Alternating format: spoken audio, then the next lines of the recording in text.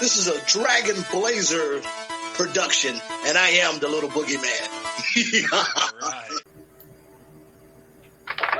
This is the Boomer and Blaze show. I am Boomer. And I'm Blaze. As you can see, I got big gold out because we're going old school. I know it's always old school. You give me shit. But we're going a little farther back because it's NWA today. NWA/WCW. Plus, I mean, we got all sorts of things today. I'm pretty excited. I'm pretty stoked. How are you? How are you, my co-host? I am all right. It's a beautiful day in Ohio. I'll tell you that. I got sweatpants on, for fuck's sake. It's 55 out. It's beautiful. Yeah. I still have shorts on, but I like being cold. So if I get cold, I'll just wear. I did. I got chilly. I can't lie. I got a little chilly, but I'm not gonna bitch. Get this out. Well, you don't have as much meat on your bones to be protecting you from the cold. Touche. I also don't have a hard top either. So yeah, no. Well, I don't have that either, but you got a little one. You got like a rag top. You get a little bit.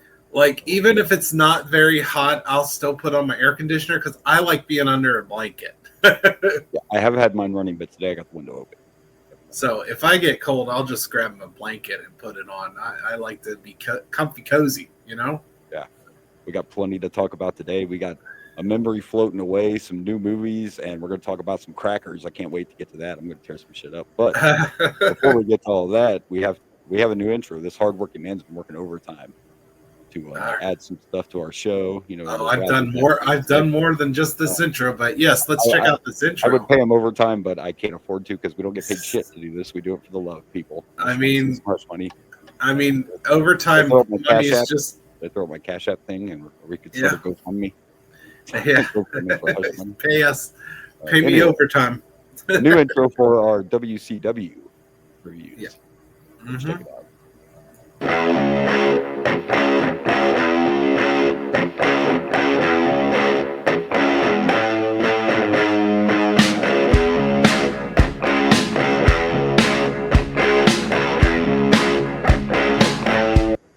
Love the Vegas sign. Love the Vegas sign. I just felt like it felt 80s, like it felt old school to me. So it does, and not only that, I mean, we're still too early for it too. But when I think about WCW and Bischoff and all them being there, like Vegas fits because they had Halloween Havoc there so many times, and some other pay-per-views in Vegas. It was a big part of the later. I am looking forward to us starting to hit those Halloween Havocs. Right. So I'm not gonna lie. Also, speaking of today's main event, it has a very significant match in it, and we might have to break our pattern. We'll talk about that when we get there because there's a trilogy we're about to witness the beginning of. So we'll get to that in a minute. But let's do our normal. I think it's about that time. Not clobbering time, kids. Oh, so we hitting this.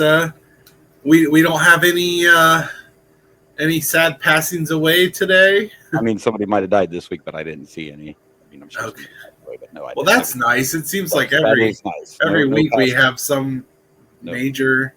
No major passes. We're just going to bullshit. All right.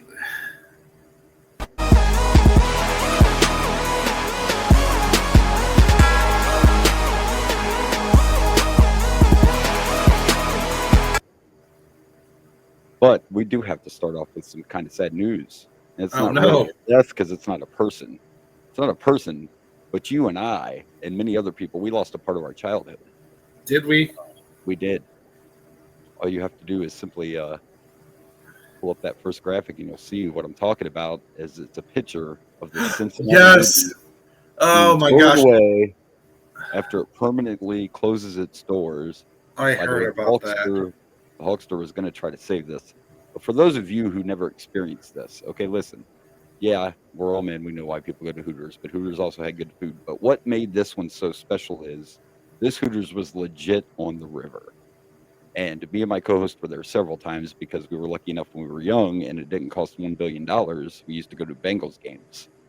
Every year. And it was always hit up the Hooters. Oh yeah, we used to go to Hooters Saturday night. We'd stay in Kentucky at a hotel.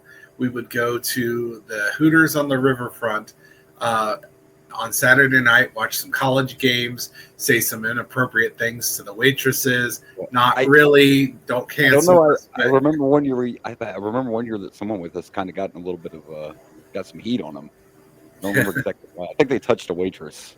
Not like totally inappropriate. You're not allowed to touch them at all. Ooh, yes, I do remember. Wasn't there like a leg touch or something? It was one of my uncle's friends, I think. Yeah, it wasn't. It was. He did get in trouble. It was one of those tag-alongs. I remember. I remember going when I was like 14, I think it was. I went and one of my family members, I think one of my uncles, it could be one of my uncle's friends or one of our friends that used to go all the time. We had a lot of Browns fans go because we would go to a lot of Bengals-Browns games. Yeah. And one of them suggested for me to drop my fork and ask for help picking it up. I remember that. I was a kid and I was just like, okay, sounds like a good plan. Oopsies. I was like, I get it. Sure. I mean, it was at that point in my life where I'm like, well, I was starting to realize that girls are kind of nice to look at, you know. I was starting to get some weird feelings, you know. We're corrupting him early, you know. I mean, come on. We were both very young going to Hooters. I mean, I was 14. Yeah, when do we start? When do you start liking girls?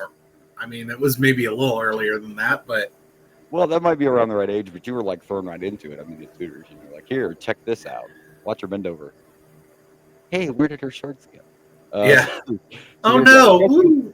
I don't know when the Hooters closed down, but I'm guessing the building itself, the restaurant itself, must have been in rough shape because someone else could have took it over. But I'm just going to guess that they were probably like, it's been on the river long enough. It needs a lot of work.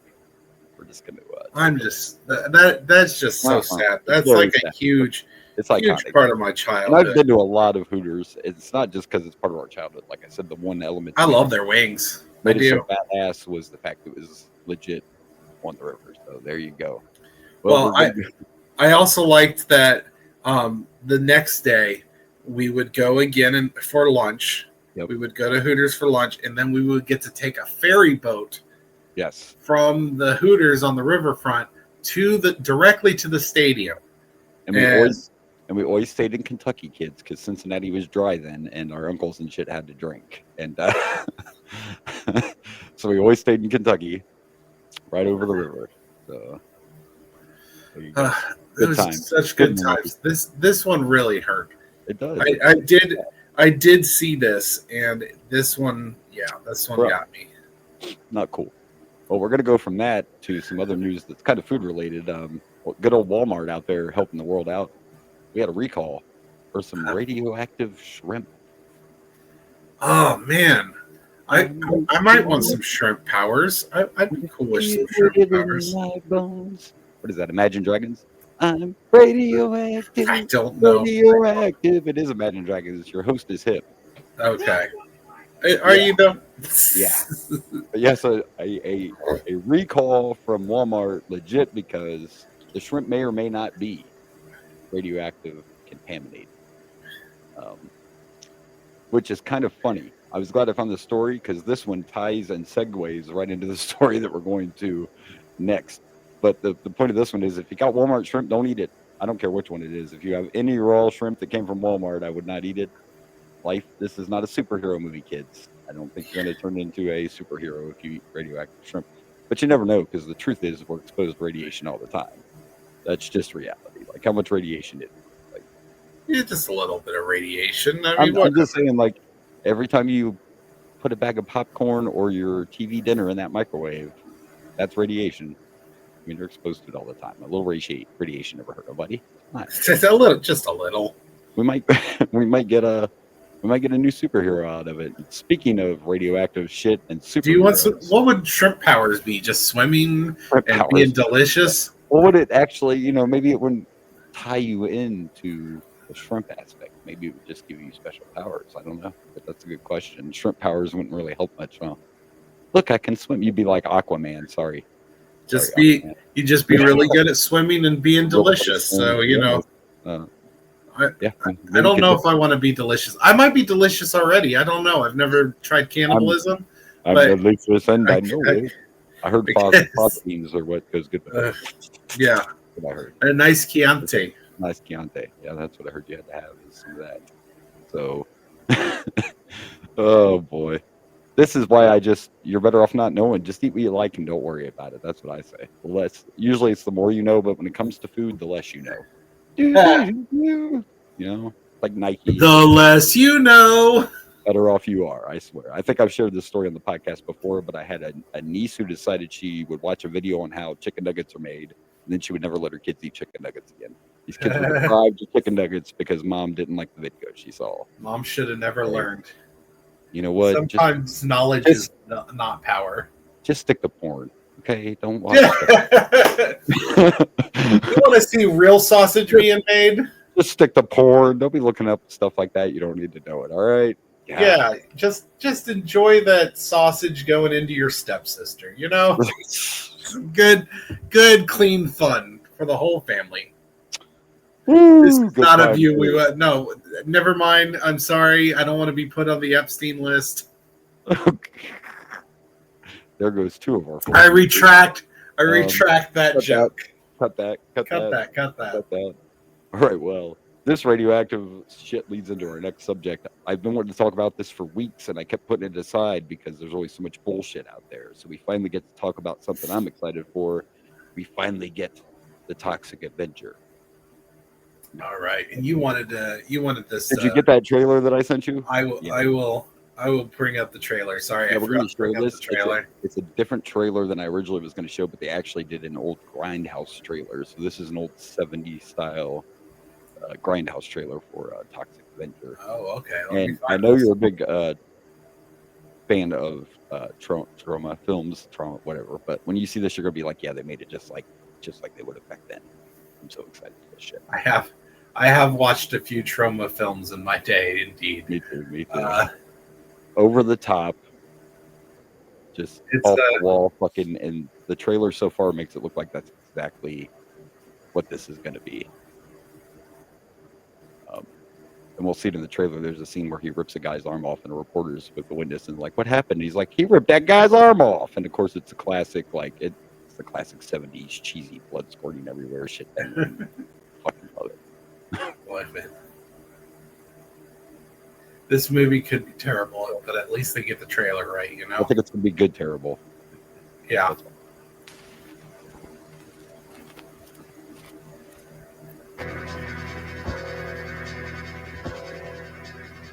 Meet Winston Goose. He's a 90-pound weakling.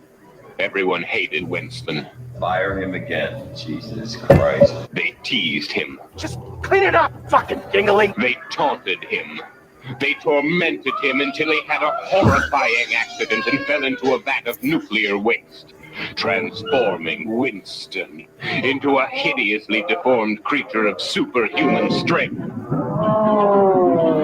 Winston became the Toxic Avenger.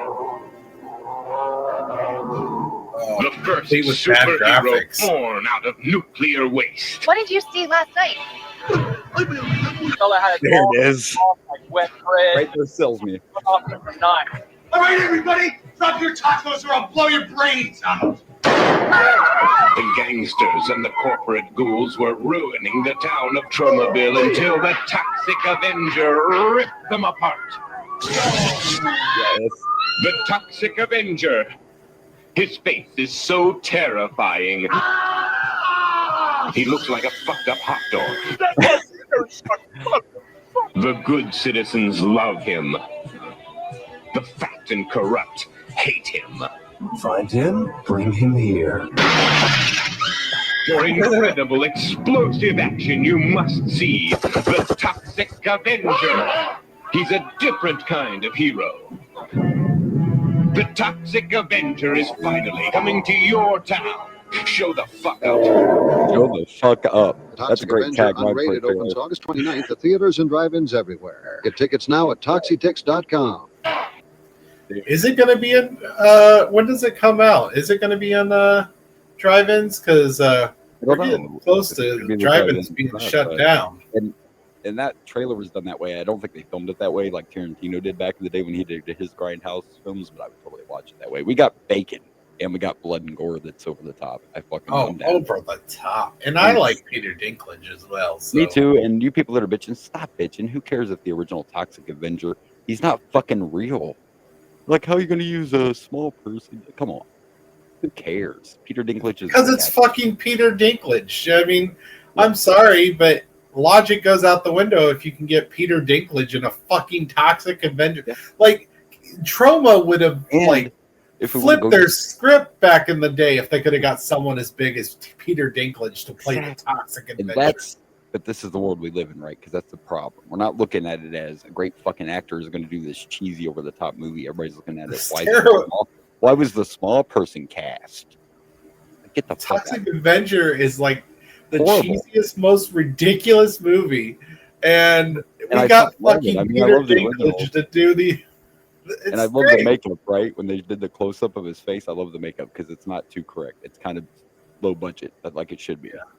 You know, yeah, I'm all for it. And fuck people that want to say, "Why are you using it?" Because he's a great actor. That's why. This is Peter fucking Dinklage. You better call somebody. You don't know who that is. You know the way the world is. Everybody just has to have a reason to bitch. You know. Yeah. But the good for him. I'm glad he took this role. You know, and fuck off if you don't like it. Just don't go watch it then. All right. We're going to talk about another movie here in a little bit, but we talked about it when we brought up Superman and stuff, how it was like the summer of movies. But I think movies are back finally. We're getting a lot of good movies coming out. It seems like since the pandemic, we weren't getting like a lot of movies at one time. It was very spread out, and some were bad, some were good, but we're getting like a lot of movies coming out all of a sudden. I think the film industry's back, and I say hallelujahs. You know what I mean? Like, I'm all for it. Like they just keep coming and coming and coming. But anyway. Let's move on to this one. Let's have some fun. Fuck the people that are complaining about Peter Dinklage. Let's talk about these crackers or the cracker. No, not that. You skipped one. No, those crackers. I got the right one. Cracker Barrel. It says. Okay. There you go. Come on now. So Cracker Barrel I did that on purpose. Cracker Barrel changes their logo and everybody loses their fucking mind. Like we have politicians talking about this. Give me a fucking. I'm disappointed in it because, you know, I like a good logo that explains exactly what it is, you know? And the old Cracker Barrel did that. You had a barrel and you had a cracker right there. It was just perfect representation of Cracker Barrel. And that's your approach. But there's all these motherfuckers now. They're all talking about they did it so they can be woke. Blah, blah, blah, blah, blah. I need something to bitch about. Do you see that picture of the people in the Cracker Barrel? Yeah, their clients are dying. And they need to update their look, and that's all this is. And we're trying to turn it into this shit like they changed the Washington Redskins logo again. It's not that big of a thing. I even Googled it, by the way. Now, let's talk about when we were kids. When you go into Taco Bell, Pizza Hut, name any fucking restaurant, not even fast food, do any of them look the way they did when you were a child? No, and no. No. The worst part about this, though, holding on. I read something that was talking about. No, I don't know how true it is, but they were talking about one of the reasons that Cracker Barrel changed their logo and tried to streamline it is because I guess they had a lawsuit not too long ago about how like they were separating black people when they were coming to the Cracker Barrel and keeping them in like a corner or something. So they got into some trouble, and the lawsuit, to my understanding, they lost that lawsuit. So they got in some trouble for discrimination. So this new logo, this new look is supposedly to try to rebrand them so people aren't. Well, even if, and I didn't read about that, but even if there wasn't that lawsuit, that's all it is. They're just rebranding. Like they were one of the last. In fact, they were the last. I did a little research, and we're only talking major chains, but they were the last. There's no major U.S. restaurant, fast food or otherwise, that still uses their original logo anymore. So it's just trying to change. And to be honest, they probably have to change the inside a little too, because like nobody's going to Cracker Barrel anymore. But I'm glad you brought up that little bit of background, because I wondered why it was turning into all this big kind of crazy. I guess that's why the politicians are involved. You know, I don't really listen to them, so I try to ignore it. Yeah, but they're trying to turn it into being political and being woke. To me, it's just being modern. By the way, it shouldn't be Cracker Barrel at all. That offends me. Well, to their definition of woke, it was probably trying to be woke because they're trying to get a bigger demographic Right. But to me, it's not. It's and not they- woke. It's just branding. It's fucking marketing. It makes sense. Like that's outdated. Nobody eats a Cracker Barrel. They could have kept the barrel. They could have kept the barrel and replaced Grandpa with like a hot chick and some puppies. I guess in that same article I read something about how, and I've never knew this because I guess it's way back when, but the reason they had the barrel and the person on the barrel is because a barrel signified like it was like a water cooler way back when. You know, you Yeah, talk they held around water. well, no. Well, you talk around the barrel, like Yeah. you know. I It know was what a you mean. place where people would They meet usually up. did literally have water in them or liquor or. Fair enough. But I guess according to them, that's part of the reason they have the whole barrel. That right there, that's people that have too much time on their fucking hands. Right there. That's what. Oh, I have too much time on my No, hands no, not to you, read the person- articles. No, the person that wrote that fucking article has too much time on their hands. Like who the fuck? I mean, if it was an official article, they probably got paid for it. And Who cares? Like you like their food or you don't. This is what's wrong. news with the world. is Who news, cares- my Who friend. cares what the origin of Cracker Barrel is? Do you like? I that? do. I'm a Yeah, but trivia would you- host. but I would you- love this but I'm- stupid crap. Yeah, but would you not eat there because it's some old? Oh, white guy that- no. The That's what I'm barrel. saying, like, The you know, barrel. who cares? The barrel part wasn't the part they said that was the issue. The issue was the discrimination. Okay. and they're 'Cause trying we're a to- Cracker Barrel and we only allow crackers. That's why. That's right? Well, I find it offensive myself because I'm a cracker. And yeah. I don't live in a barrel, but I still find it offensive. I'm slightly more concerned. And then with the crazy thing segregation. is, they lost their stock. They lost a bunch of money, and the stock dropped really bad as soon as they changed the logo. And again, I'm guessing that's because there's politics involved, so everybody's panicking. I think they should have kept the barrel and just take the person out. You could have done that, and you could still put the barrel there, right there underneath. You know, Yeah. the logo there. You could have just done the barrel. But I can't even remember the last time I went to a Cracker Barrel. To be honest, it's been years. Probably It's since been I a was while. married, before the pandemic. Had to be before the pandemic.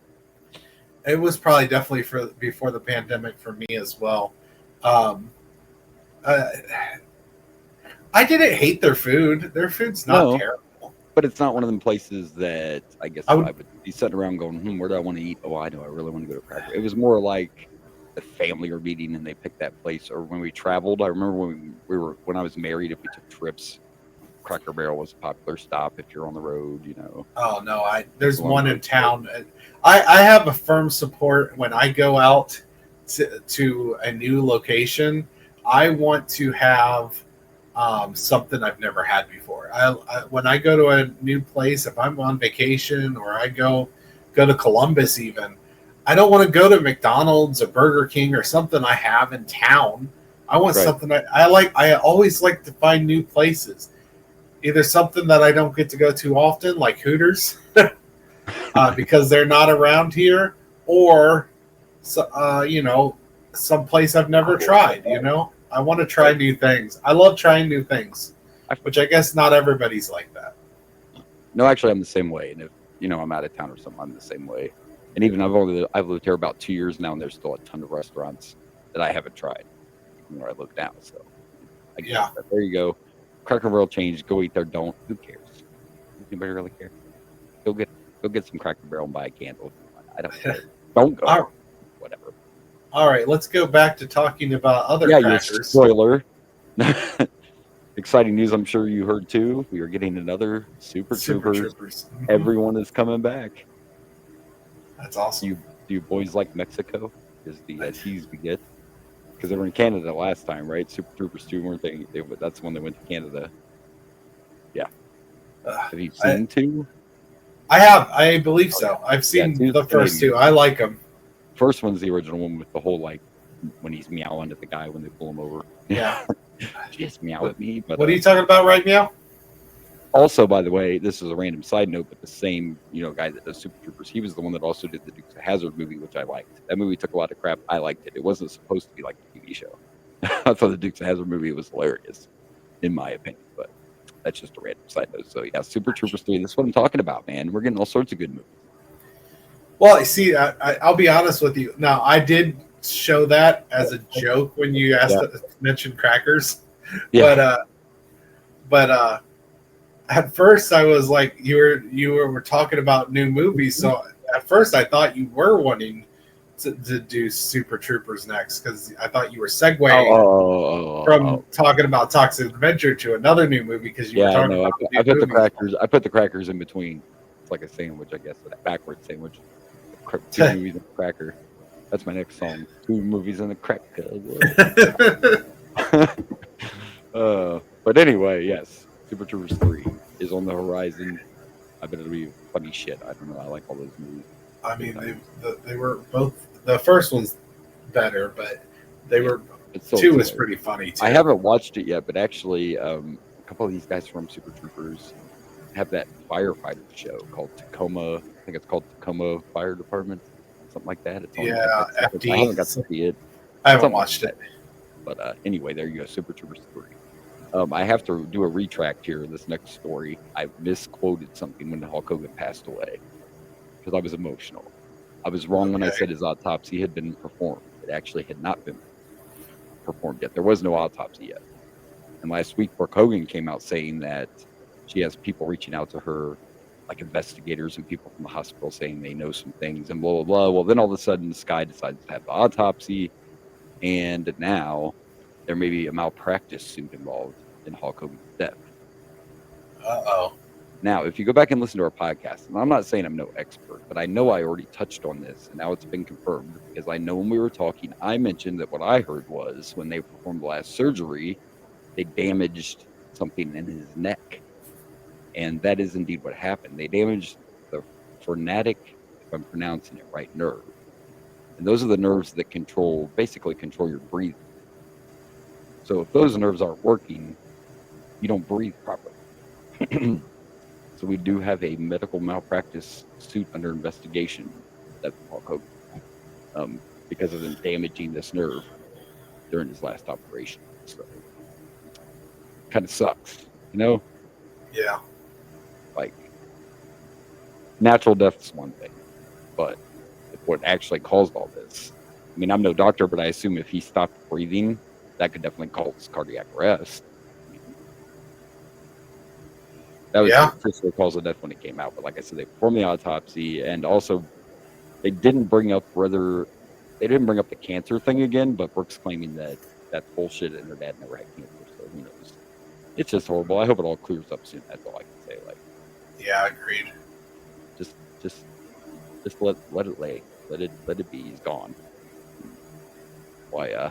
That's why I had to take something down. I forgot to put that up. That was my bad. Just like my job. So. There you go. All right, well, let me pop this back up because we're going to talk WWE news now. A lot to talk about here.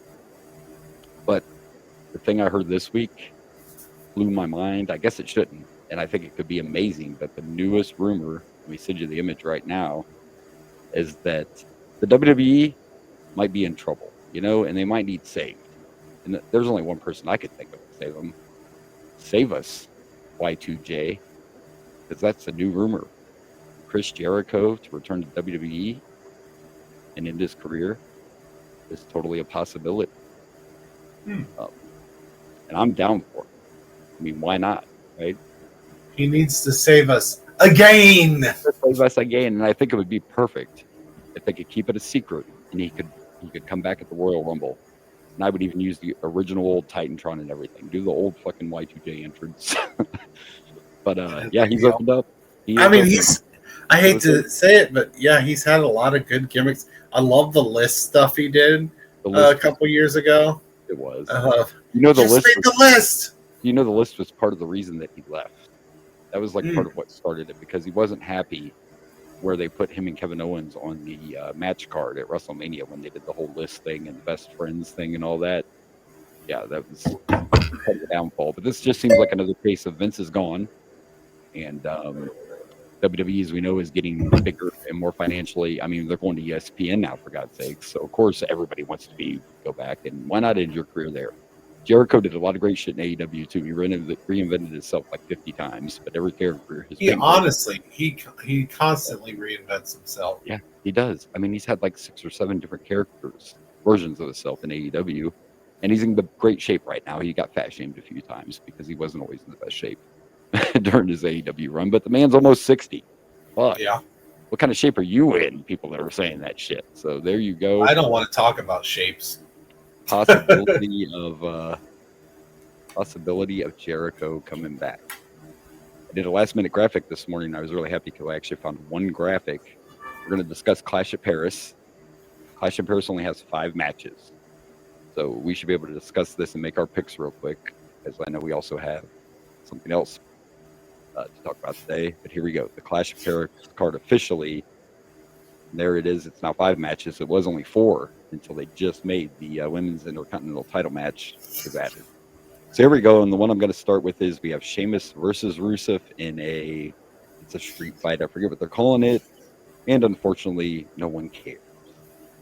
I think they've dropped the ball already with Rusev. And I know I used to complain about this when Vince was here, but these two have fought on Raw 752 times since Rusev came back, so no one cares that they're fighting on the pay-per-view. When Rusev comes out, he doesn't even get any kind of reaction, good or bad. And that's WWE's fault for booking bad.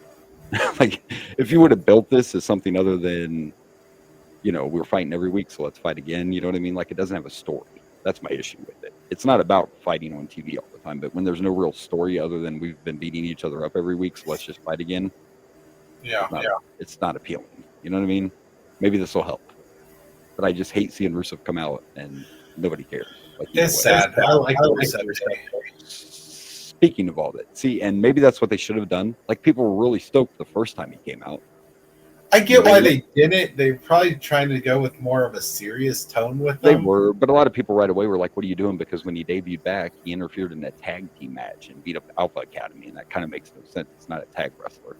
You know what I mean? Like, but anyway. Yeah, but if they had him come out and just start beating everybody, it could have been a part of his character. And he did. He started beating everybody, and then he took on every member of Alpha Academy individually and destroyed all of them. But I just don't think it's been enough. Maybe this will help, because it is a no-holds-barred street fight, whatever the fuck you want to call it. So if it's good, and we all know that these foreign crowds are way different. They usually love everyone because they love having them there. So, but in this particular match, I'm going to pick Rusev because there wouldn't be any reason for him not to win. Like, I think Rusev has to go over. I don't know if they have I don't know if they've met so many times and they got a 2-2 thing going or whatever. I don't know, but I'm going to pick Rusev. I mean, I don't see why. Yeah, I'm going with Rusev. I love Sheamus, but yeah, I'll go with Rusev as well. The next one I want to talk about is Roman Reigns and Bronson Reed. And I don't know if you saw this, but the reason I love this is because we all know Roman Reigns is the tribal chief, and now Bronson Reed calls himself the tribal thief because he's been stealing Roman's sneakers. And literally on the new shirt, I didn't do a graphic, but on his new shirt that says tribal thief, there's a pair of sneakers. It looks like they're hanging around your neck. Like there's I like it. Yes, talked a lot of trash with him on Raw last night and all this, but I don't see any reason Roman doesn't win. I mean, Roman isn't around all the time, so I got to pick Roman. I don't see any reason Roman doesn't win. There could be interference and shenanigans, but I still think Roman's going to win. Yeah. Oh no. Yeah. I agree. Yeah. Unless Bronson Reed steals this win. He'll be here all week. Be all week. Yeah, so there you go. And our newest match added, by the way, props to WWE, I would say, they're obviously trying to make the women's Intercontinental title matter, obviously. And for kids our age, us young adults, this is going to be great, right? We get to see Becky Lynch and Nikki Bella. Who the fuck thought they'd say that in 2025 for the women's Intercontinental title? Nikki. Oh, anyway, but we'll see some puppies. I mean, I have a slightly different opinion. You don't like Nikki Bella? Oh well, Becky's a better wrestler. I like her in every way. I do like Becky. I like this heel character that she's been doing, but she got herself a little bit of heat. I don't know if you saw the controversy, but they were in Dublin, Ireland, and they weren't in Dublin, Ireland. They were in they were close to where Ozzy's from, and she made a really bad Ozzy joke. Yeah, got a little heat for that. A little too much heat. Too much heel heat for that one. Yeah, I mean, she already got heat for the whole pregnancy joke. Yeah. This one could be kind of tough, but I I'm gonna say Becky. I'm gonna pick Becky. I don't see them putting the belt on Nikki. You never know, but I'm gonna go with Becky in that match. I'm going with Becky. We agree. We agree. Yeah, look, I don't dislike Bella, but Me neither, but I just don't see any reason to give it to Bella. yeah, I mean, and Becky's on a roll right now, and I think they're gonna have one of the younger up and coming divas from Becky.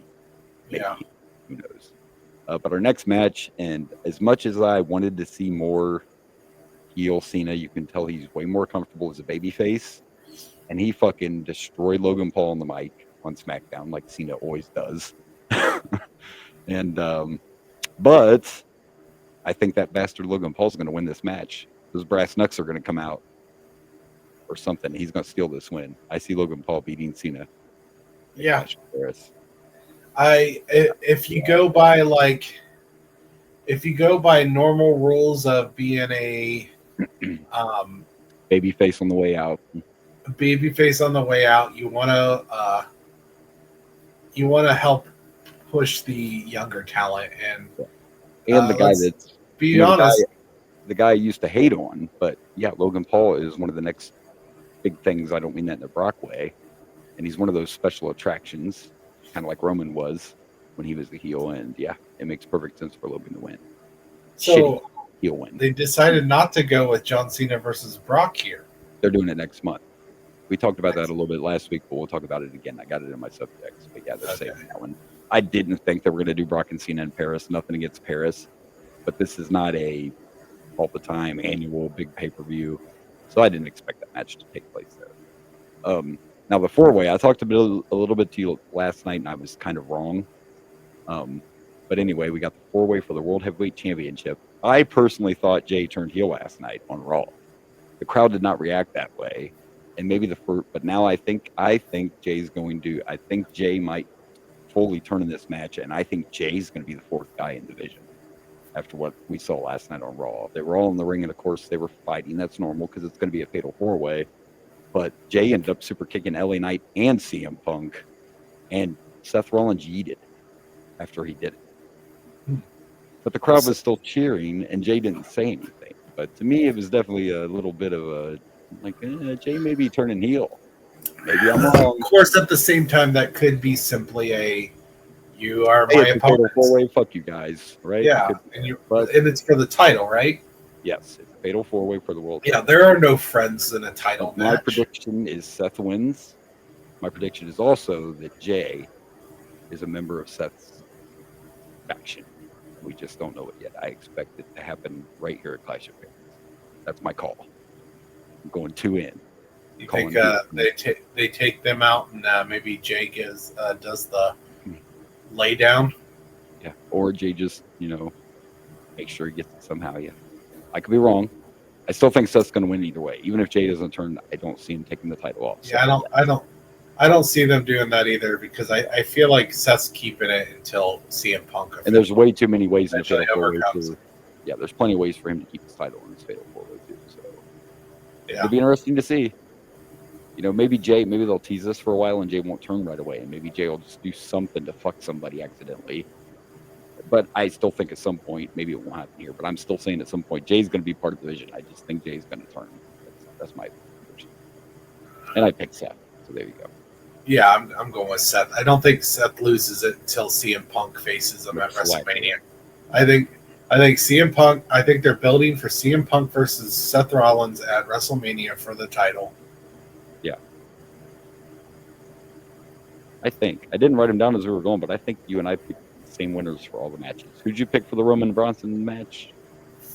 I did say Roman unless Bronson steals it. So we picked the same winners all the way down the card. So yeah, see what happens, and this will transition to what we were just talking about with Brock. And unfortunately, it's the end of an era because Clash in Paris is the last pay-per-view on Cock. They lied to us and teased us with the tip, but starting next month, and that's your next graphic, WrestlePalooza of Indianapolis will be on ESPN, exclusively on ESPN. And also, by the way, they're just playing this whole ESPN thing out. College Game Day happens to be there that day. And we all know who's on College Game Day, Mr. McAfee. And Pat McAfee is returning at WrestlePalooza. So Nice. they are going to use this, and again, As a and wrestler or as a commentator? Commentator. Okay. And again, like I keep trying to emphasize, maybe it's not soaking in people. This, whether you have ESPN or you're upset about the price, blah blah blah blah. This is fucking huge. This is huge. This is We're gonna watch wrestling on ESPN. Like That's pretty cool. a pay-per-view. It is pretty cool, You know but darn well that means I'm done watching the PLEs. and you know darn well that there's going to be some WWE guys show up on College Game Day because it's there. You know they're going to tie this into a whole all-day thing. Yeah. And it's big. Like when I was young, they had the GWF on ESPN, but that was a very small wrestling thing that was on like 1 hour at like a weird time in the afternoon because it was the 90s, 80s, you know. But this is huge. This is huge. It's just the transition's happening earlier. Now, for now, our content stays on the cock. The old stuff staying on the cock till the end of the year. But now, this is the one thing I don't like. Like, I get making money, I get the streaming world, but can we just put everything in one fucking spot? Because now Peacock is getting Saturday night's main event, but it won't be on TV. It'll only be on Peacock. But if you think about it as a corporation thing, you're getting money from Netflix for the Raw. Well, you're getting money from Peacock for those. And you're getting money from ESPN, probably a crap load of money. So you're making a crap load more money doing it this way. Get that there are a lot of people. I'm not one of them. I also get there's a lot of people that are going to pay all those different prices. I'm not. And if Peacock doesn't keep our content, fuck Saturday night's main event. I'm not going to keep Peacock if it doesn't have what we need to do. Podcasts. I don't watch enough stuff on there. Yeah. Justify keeping Peacock. And I don't always keep Netflix. Like, sometimes I'll keep it, and if I can't afford it, I'll drop it for a month. You know, like, so. There's a couple shows I like on the Peacock. Like, I've been watching the new Twisted Metal. Yeah. I mean, again, for us, our big concern is, where's our old content going? Where's what we need for our show going? That's what I'm worried about, yeah. That's our number one concern, personally. What scares me is you were telling me that that people don't watch it enough, so we need to get our show to be big so they don't just decide not to keep it. Well, they're not gonna not put it out somewhere. It's gonna go out. Like, they're not gonna settle that money because, again, like you just said, it's money. Even if people aren't watching it on these other streaming services, like, a lot of people think it's gonna end up on YouTube because you can make a lot of money from YouTube, and that's probably a more common place that old stuff is viewed. I just think when you put it on like Peacock, there's so much to watch. Most people probably just watch the PLEs. They're probably not even watching like the documentaries about WWE and all that other stuff. You know, so I think in the right setting, the stuff would get watched. We just need more people like us, you know, that like the old stuff. Well, like I said, we just need to make our show big so people watch the pay-per-views with us. We need to grow. We need to grow. I got to remove some stuff. All right. Let me double check, I think. I do like that WrestlePalooza is that they're doing this on ESPN. Their first pay-per-view on ESPN is a new one. We've never done WrestlePalooza. And it's going to be John Cena versus Brock.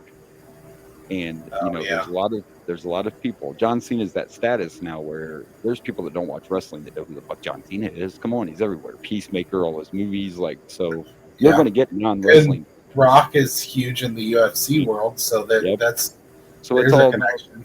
Yeah, and the rumor right now is they haven't picked one yet, but it's going to be a stipulation match. I've heard Hell in the Cell's a possibility. They're going to make it some kind of put them into Hell in the Cell. I'll watch that, folks. I can't tell you how much I enjoyed the last time Brock Lesnar destroyed John Cena, which was like 2012, when all he did was suplex him like 75 times at SummerSlam. That's the greatest thing I ever watched. So, anyway, fun fact: that's when John Cena started losing his hair. Yeah, and actually did get a hair implant for this final run because people made him feel like he needed one. And come on, people. Sorry now I feel like I contributed to the problem. You did. Let's see, was it last week you were last week you were calling Triple H's mom fat, and now you're calling Cena bald. You were really healing it, man. Well, except for one of those is true. I don't know. Well, I guess I don't know about Triple H's mom. Nope, we actually discussed that on the podcast. That's right. You did look it up. I felt so bad. I didn't want you to have to go to bed feeling guilty about fat shaming the woman. She was fat. Oh no, I was fine. He'll be here all week, folks. He'll be here all week. I lost my feelings a long time ago. All right, let me put up some notes because I believe we were ready for our video game review.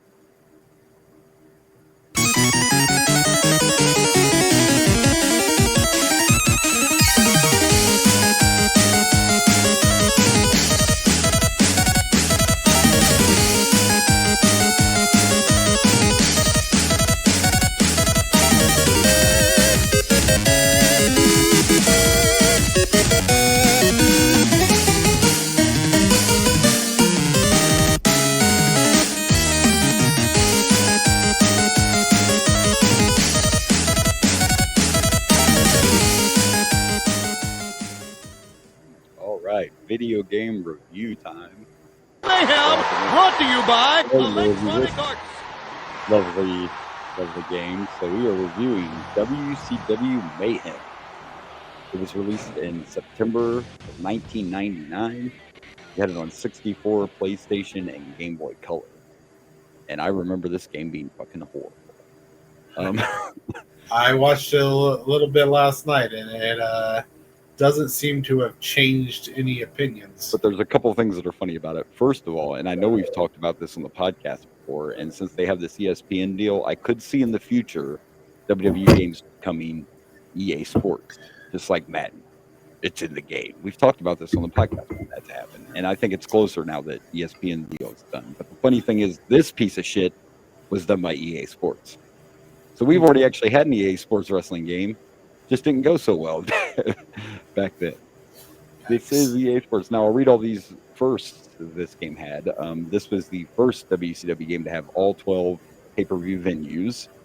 Okay. It also had all 3 major shows, which were Nitro, Thunder, as we're seeing right now, and Saturday Night's Main Event. It also was the first game to integrate audio commentary provided by Bobby Heenan and Tony Schiavone, and you only got that if you had N64. That was not on the PlayStation version. Oh, wow. I did watch a little bit of the PlayStation version as well, but this footage is actually from the 64. Yeah. It also had a pay-per-view mode, which was unique from other games at the time. And in that, a player could enter a code to unlock real-life pay-per-view match lineups. So, like when this game came out, if you got the Halloween Havoc, you could enter a code and get the actual match card from Halloween Havoc that year. Oh. It only lasted 3 months, though. And it seems like it was a timing issue because if someone left or whatever, because of when they had to give you the access to it, the card could change or whatever. So it just looks like it ended up being too complicated for them to keep doing. Yeah, and this was before we were online. This is before DLC. So it's not like if somebody new showed up to that next pay-per-view, you couldn't just add them to the game. Right. Yeah, and then it received some criticism, which again, older times, and today we're like, we don't care if this happens, but some people were mad because the roster was out of date, because once it came out, like Jericho was already gone, Raven was already gone, Dean Malenko and Eddie were gone really quickly after the game came out. Nowadays, we don't care, right? Because I remember us talking about how Cody was in the AEW game and and I think Punk too. Punk was like in both games. Like today, we're like, we don't care. Then it was funny too because Bobby Eaton was a character on the roster for this game and was not wrestling at this time, so he was kind of like a legend, Legends thing. Yeah. And then with Sting, you actually had the original Sting, like Surfer Sting, and Wolfpack Sting, and Crow Sting. So you had 3 different Stings. So, but again, I don't remember liking this at all. I mean, I remember the game. It looks a little rough. I mean, I'm watching. I don't remember if I played it. I don't think I did. I got it on 64 because I had a 64. But from what I remember too, it's not just that it looks bad when you're watching it, but the gameplay was not easy. If you know what I mean, like still early on in games, right? So everything was fucking complicated. Like I don't remember it being like you push circle to punch, you push. I remember having to push like multiple stuff all the time just to do basic fucking moves. So it was almost like trying to play Street Fighter or Mortal Kombat, where you got to go like down and right. But like everything, yeah, exactly. You had to do all this stuff. Do a DDT, up, down, B. Yeah. And they actually, originally there was a sequel planned for it, but guess what? That didn't happen. Big shock, right? They never released Mayhem 2. I don't know why. Yeah. And Mayhem was based on a WCW pay-per-view, right? Yes. Okay. I'm still learning I mean, we're just now starting this WCW. These were towards the dying days. So Yeah. Yeah. I'm Good not stuff. completely familiar with all the WCW pay-per-views, so. Yeah, and of course, Thunder was the show they added towards the end. That was their second weekly show that people in charge decided they needed because WWE had had SmackDown, to television, so they decided they needed another show. And, Right. that didn't work out very good either. But when I look at the reviews, now I remember this thing being crap, but on average, they got a 6 out of 10 from most places, like Game So it Informer, wasn't Game Fan, full Game crap. Revolution. I remember it being crap, but a lot of 4.5s. Yeah, I mean, it had a great roster, and it was cool that it had like all the different arenas. But yeah, I just remember not being It's fun. like And a again, I think the given characters, now, but I think the characters look kind of funny, like they were trying to be more realistic. And again, this is like that other game we reviewed from WWF, the hand thing. Like DDP's hands are not moving; they're just like this the whole time. Oh, he made a fist there, but see, it's just you got to. And that looks like Crush from WWF. I don't even know who the fuck he's fighting. I have no idea who that guy is. Bobby Blaze is his name. Oh, Bobby Blaze. That's another one I read that he's not active anymore, but they included him in the game. I've heard the name, but yeah, I don't know who Bobby Blaze is. Yeah, it shows their names in the bottom. At the Yeah, if I bottom remember right, I don't even think I kept this game. I think I ended up trading it or taking it. Compared to, I'm pretty sure I still owned WrestleMania 2000 somewhere. Like I was still playing that kind. I was playing No Mercy and WrestleMania 2000, and I still think the best WCW game was WCW NWO Revenge. Oh yeah, I don't remember Oh, yeah. anything including that as far as WCW. that's peak WCW. I don't think any WCW game tops that. No. WCW versus NWO Revenge. Am I wrong? I haven't even seen. Is there a fucking crowd? I haven't seen a crowd anywhere. Is this? I don't think so. I don't think there's a crowd. This was before the virus, but they still. Oh, there's some. There were some. Oh, just not at ringside or not. No, and they didn't even look. They don't even look 2D. They just look flat. They just like blobs of color. Interesting. By the way, this is not video game related, but I find it very. Yeah, look back there. They're just like blocks of color. That is the worst crowd I've ever seen. I don't know about the worst, but yeah, it's not great. This is not to do with this video game, but I found this interesting. They showed the other day that WWE has filed a trademark for Thunderdome, which was what they called it when they were in the pandemic. Yeah, I remember Thunderdome. So interesting, wondering why they trademarked Thunderdome. But anyway, I don't think anyone wants to relive that. But victory! Oh man, it said don't forget to insert your controller pack, kids. I do like.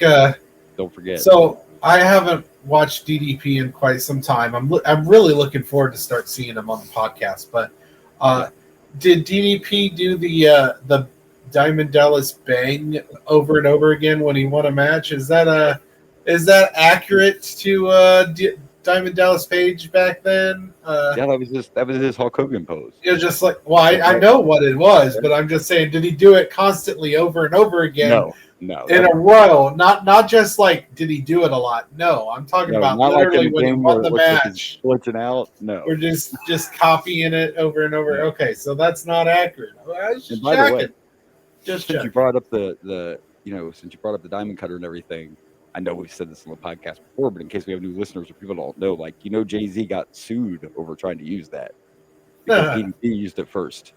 DDP used that before. So he trademarked it? He was hip. He was hip before fucking Jay-Z was. All right? DDP's the one that was big pimping. And actually, I did love you. The funny thing is that I didn't notice back then, and I'm surprised because I was such a huge fan of Nirvana, is DDP's music was totally a ripoff of Smells Like Teen Spirit, and I don't know how WCW never got sued. Like, it's the same exact. As long as you make it similar. There's no words in it, and it's not Nirvana's version, but it's definitely Teen Spirit.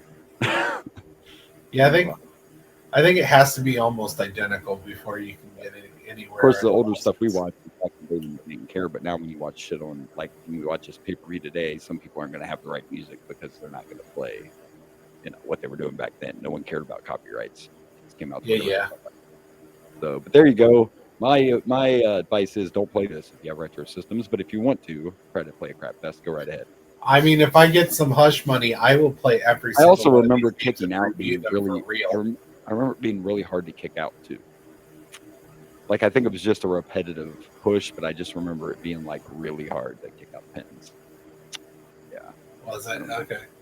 I don't know anything I liked about it. I don't remember one thing I liked about it. You know? And did you see that where it said finish him? Like they were ripping off Mortal Kombat back in the day. I did like the bars. They weren't as good as WWE's, but it showed you your damages, obviously. And then when it would start flashing red around there is when you could use your finisher or pin a guy and be able to take them out.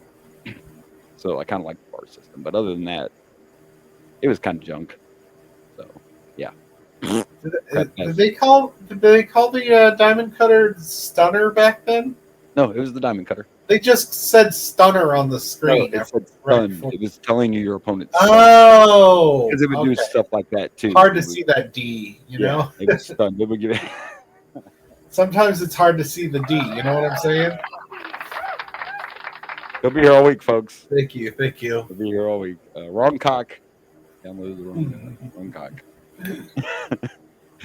Good stuff. All right. Well, unless you have something else to add to this.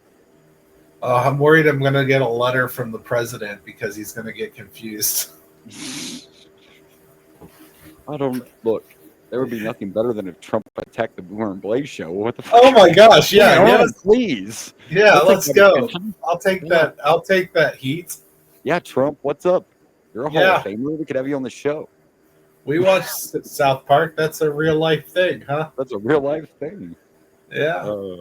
I loved a couple weeks ago when Linda was taking her place into office because she's on Trump's administration, and it showed a picture, and it was her and Triple H and everyone in the pit, except Vince, of course. Vince wasn't there, but everybody in the picture, and it said, "Stone Cold is stunned to everyone in this picture, including the president." Kane was in the picture, and he did Stone Cold Linda. He stunned Linda before too, so yeah, it was a good shit. I think I remember the Linda Stunner actually. We only have one thing left that I know of. Yes, we do. It's time for the Chic Tweet of the Week. Chic Tweet! Holy shit, man. I didn't know if I was going to be able to make this fit. This is a long Chic Tweet, but you all should get the reference, kids, so here we go. Never going to give you up, jabroni. Never going to let you down, jabroni. Never going to run around and desert you, no good low life. Never going to make you cry unless you piss me off. Never going to say goodbye, you dumb son of a bitch. Never going to tell a lie and hurt you unless you fuck with me. That's your Chic Tweet of the Week. Where's my graphic? Oh, shit, I forgot to send it. I'm sorry. And I made it. I was worried it was too big for it. No, I was trying to read it, and I forgot to send you the, here we go, I made it fit. That's a huge... There we go. I did it. I can't read it, so maybe I didn't need the graphic. That's holy crap. I'm getting old. My glasses are not working properly. I don't remember that being the exact words to "Never Gonna Give You Up," but I guess I misheard some. I think it sounds accurate. Yeah. Never Gonna Give You Up. I would sing along, but I literally cannot read it. Yeah, no, it was so to get that all on there, and I couldn't. It's not like I could make the letters bigger or it wouldn't fit. Yeah. So. Yeah. There you go. That's a big Chic tweet. Yeah. Big in this week. Unlike our president. Did you hear it? Nothing. Yeah, I'm waiting. I haven't got a letter yet. They must not be listening today. I don't know why porn music just interrupted us. I apologize. Not that kind of podcast. I don't know what the hell that was. This happened. I mean, it fits. It fits. This one's for you, man. I don't know. The NSA's not listening to us, I guess. I haven't gotten an email yet. FFA and the CIA. A cease and desist. No cease and desist. No cease and desist. Fuck them all. That's what I say. Yeah. That's why we like the podcast right there. We can get away with shit. All right. Well, I think we're ready now. I think we're ready for our main event.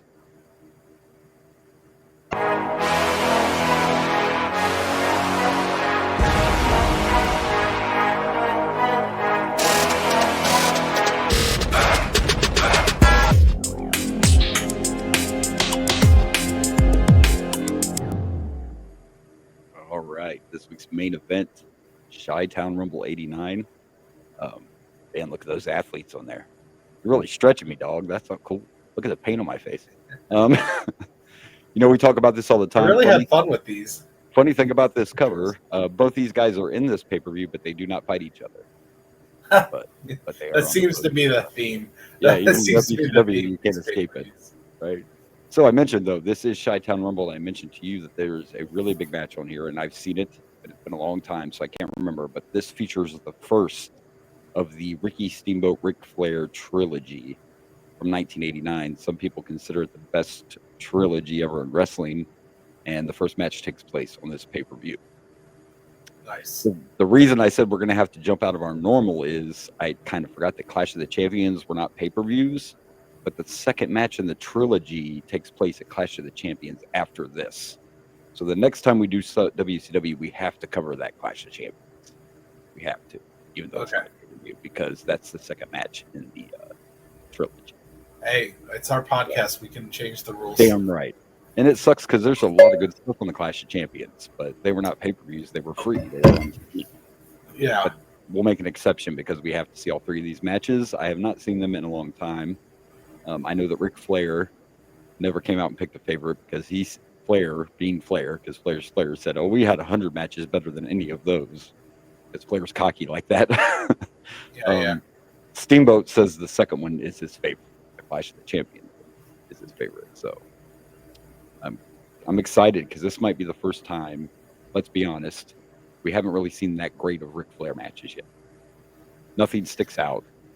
No, I think my favorite Ric Flair I've seen was that when he was in WWE, actually. Right. He but as far as some real Flair shit. WCW so far, like, I think maybe the match with Luger is probably the best one we saw, which was like a pay-per-view or two ago, but we haven't really got to see any great Ric Flair matches. I haven't seen this in a long time, but I know a lot of people say this is the best match, fan-wise. Most fans say this is the best match of the trilogy. So, but awesome. So yeah, we'll watch this. We'll watch that Clash, and then the next pay-per-view, which is Wrestle War, will be the third match in the Flair Steamboat trilogy. So there you go. But this is Chi-Town Rumble. We're in Chicago, Illinois, at the UIC Pavilion. 8,000 people in the house. And he switched it. He showed the alternate version.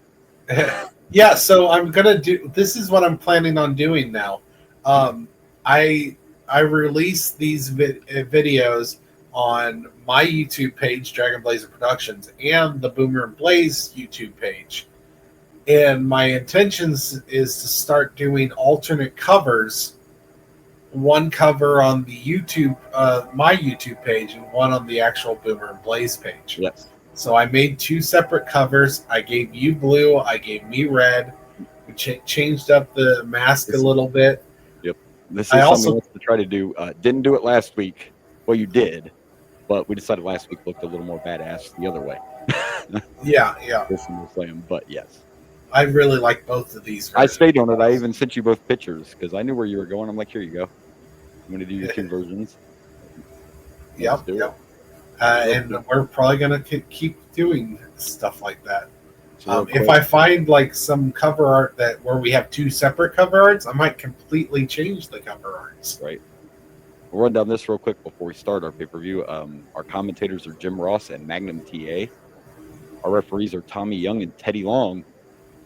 You're going one-on-one with The Undertaker, baby. But what my co-host is going to be really excited about is our interviewer is Mr. Bob Cottle. And I'm really excited about Chi-Town Rumble. Oh, my goodness. Got a lot going on tonight. I would also like to point out, this is technically our second Chi-Town Rumble, but the first one was a Starrcade. Yeah. And this is also our second time in the same UIC Pavilion in Chicago, Illinois. This is the second time we've been at this venue. And the more we go through, and I like this, so my co-host here wants to start doing some stat stuff, which I love. By the way, random side note, I have not stopped doing Boomer Facts. We just haven't had any for these last pay-per-views. There just hasn't been any juicy backstage stuff. But now he wants to do the stats, and I like that. And once we start doing, especially with WCW, with you doing this, you're going to see that they had a lot of towns they went to constantly, because you got to remember WWE is all over the country. But back then, WCW couldn't do that. So there's a lot of Chicago, there's a lot of Baltimore, like Atlanta. WCW has roots. So a handful of places. I did well. This was back in the time where they were big into territories. Yeah. Before everything only WWF really started interrupting the territories. But I just watched one of the Dark Side of the Rings that talked about that. But anyways, no, I wasn't WW. It wasn't the Dark Side of the Ring. I was listening to about that. It was the Vince McMahon Netflix special. I watched the first episode of that. I was saying maybe you were watching Tales from the Territories, because that's another new show. No, I haven't watched that. From the same guys, The Rock's involved in that one. But anyway. But to make a point, so we've watched 6 Starcades. We've watched 1 Bunkhouse Stampede, and this is our first time doing another thing besides Starcade. A total of 7 different pay-per-views till today. But a lot of these Starcades have all been at the Greensboro Coliseum in North Carolina, in Greensboro. Yep. Now, 2 of those Starcades, they had like separate venues, if you remember right, where we had some matches at this venue, some matches at this venue for the same pay-per-view. And some of them were in Georgia at the Omni Coliseum. We had 2. And then we had one at New York, Nassau Veterans Memorial Coliseum. And one of these shows was at Virginia at the Norfolk Scope. All places we're going to see a lot more of the Omni. I believe that was at the Bunkhouse. There you go. Well, I'm excited. I don't know if I've ever watched this whole Chi-Town Rumble. I know I have seen this Steamboat Flair match, but it's been many years. And it's going to be all about the big gold, baby. Big gold right here. Big gold. Which, by the way, yes, my nameplate does say Ric Flair on it. Oh, nice. Well, when I got it, what else are you going to get? And it can't be changed. Like, this nameplate's actually part of the belt. So, there you go. Ric Flair, baby. Okay. All right. All right, are you ready? Are we going to go Rumble in Chi-Town? We are ready. I mean, we're only, like a couple hours away. Right down the road, we can drive. Fair enough. All right. Let's do it. Let's watch the Chi-Town Rumble. All right, so here we go. We're kicking off the Chi-Town Rumble with Russian Assassin number 2. There was Paul Jones taking on the leader of the Freebirds, baby, Michael P.S. Hayes. And I think my co-host, I think you need one of those sequenced Confederate flag jackets there, coats like Michael Hayes had. That'd really fly today, wouldn't it? I would never wear that. Talk about getting canceled. This was a real thing. Freebirds did it for a long time. Of course, the Godwins did it in the 90s in the WWE. Maybe not as extreme, but anyway, this is our opening match. And, of course, since it's a Russian, we assume, under the mask, it's probably some guy from Chicago. But probably. Michael Hayes is the fan favorite. The ladies love him, and he did know how to work a crowd. You got to admit, Michael Hayes may not be the greatest wrestler in the world, but he definitely knows how to work a crowd and work the ladies. This match was fine, but nothing to brag about or to shit on. It was just a fine match. Yeah. I didn't see any botches, but there's no story here. Like, I don't even know why we could have the Freebirds against the Russians. I don't know why we have a singles match. Like, sure. Well, so let's put this out first. You've got your boomer facts. I have Blaze's stats. So Blaze's stats. So this is our first ever singles match between either of these 2 wrestlers. Michael Hayes has shown up once so far in a 6-man tag match at Starcade Chi-Town Heat, where he faced Eddie Gilbert, Larry Zbyszko, and Rick Steiner, and he was with the Fabulous Freebirds and Sting. So in our last that wasn't our last pay-per-view. Our last pay-per-view was True Grit, if I'm not mistaken. Yes, I remember the cover. The Russian Assassin number 2 was in a tag match in that pay-per-view, facing the Russian Assassins, and they defeated Ivan Korolev and the Junkyard Dog. Yep, I Michael remember Hayes lost to the Larry Zbyszko team. I remember that one well, yes. just because we were like, why the fuck that team of Junkyard Dog and Koloff is a little weird. Like, what? So I remember that one well. So yeah, both of these guys have shown up on the podcast so far, but both of them were in tag matches. One a 6-man, one a regular tag match. This is their first singles match, so I do not have any win-loss records for singles. I did separate win-loss records for singles matches and separate win-loss records for tag team matches. Yeah, and I imagine maybe this is a way to just mix up the tag feud, or it's just still early. Michael Hayes, though, I do know from back in the day, was kind of like one of their go-to guys, so this may not have been the original plan, and they just needed Michael to step in or something. Who knows? But it was fine. Maybe. I mean, you don't have to open the pay-per-view with a huge match, especially back in this day. But it was I feel like the fans were getting pretty bored. They were. There was a The lot only of time they really cheered is when Michael managed to like break out of a hold or get some Yeah. confidence back, and of course he got his DDT at the end. But yeah, it was just kind of, it was there. It's fine. It was there. yeah. I don't even know what to rank it because it wasn't bad, so I don't feel it's fair to shit on it. But it was just there. It wasn't over the top. I don't know. Well, I'm gonna give it 2 Assassins, even though there's only one there. I was gonna say that I'm gonna go with what the Russians' moniker is, number 2, and almost how I felt about Flushing this is a number 2. Oh, yeah. This is kind of a boring match. Probably didn't help Hayes, that Bob Cottle interviewed Michael Hayes. They kept saying that every time the Russian Assassin did Russian Assassin number 2, which is the dumbest name ever, by the way. If you're gonna do singles, why the hell are you just sticking with a Russian Assassin? There were also Assassins that were 1 and 2, not Russian. I know. I have those stats too. Yes, there was a team called the Assassins at one time, and this is the Russian Assassin. They must have really liked the whole assassin moniker. Throw a mask on. But there was, there was a couple times that the Russian Assassin just did a clothesline, and they kept calling it the sickle. And it was not a sickle, a flying sickle or something like that. Because Nikita called it the Russian sickle. Yeah, that might be what it's called, Russian sickle. Those are definitely sickles. And they were the lamest clotheslines I've ever seen. And they kept trying to push Michael as like the hero for the USA. It's like, that doesn't work. You can't push him as Mr. USA. I know he's not foreign, but I don't know. You no one's looking at him like the American hero. Like, your team name was the Fabulous Freebirds, and you don't get more America than fucking the song Freebird. So maybe that's where they're going with. Yeah, maybe, but it was what it was.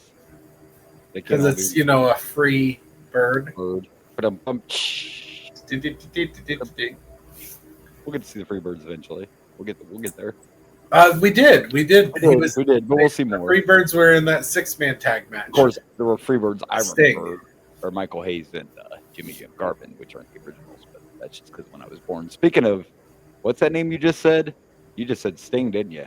I did say Sting. And I know we get to see Sting. Yes, Sting is on this pay-per-view because I've done all the match cards, so I can't remember which match, but yes, he will be showing up on our podcast. Surfer Sting, though, of course. And this is also, I think he might be next. This, and a little spoiler alert, this is also Sting's first singles match on the podcast. Yeah. We've only seen him in the tag match, right? That's the only thing. I'll have to double check. I think he's shown up twice, but I will check those stats while we're watching this match. The one was definitely the tag match you addressed. We might have saw him at the time. But. Yeah, I will give you more information after this because I think he was in a tag match and he was also in that 6-man tag. But I think he showed up in a different match as well. But I will look all that up and I'll talk about it when he shows up. All right. Let's see what's next on Chi-Town Road. All right, so here we go. Our next match. It's Butch Reed with Mr. Hiro Matsuda taking on the man called Sting. Let's take a look at the positives. Like right away, Sting knew how to be different in this era of wrestling when everybody looks the same unless they have a mask. Yeah. Sting didn't know how to stick out. And I love Sting. And there were some exciting spots, but this match was too long. Yeah.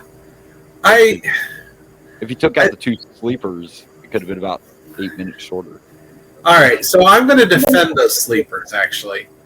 So normally we have an issue. Now, I will say that they probably did the sleeper stuff way too much.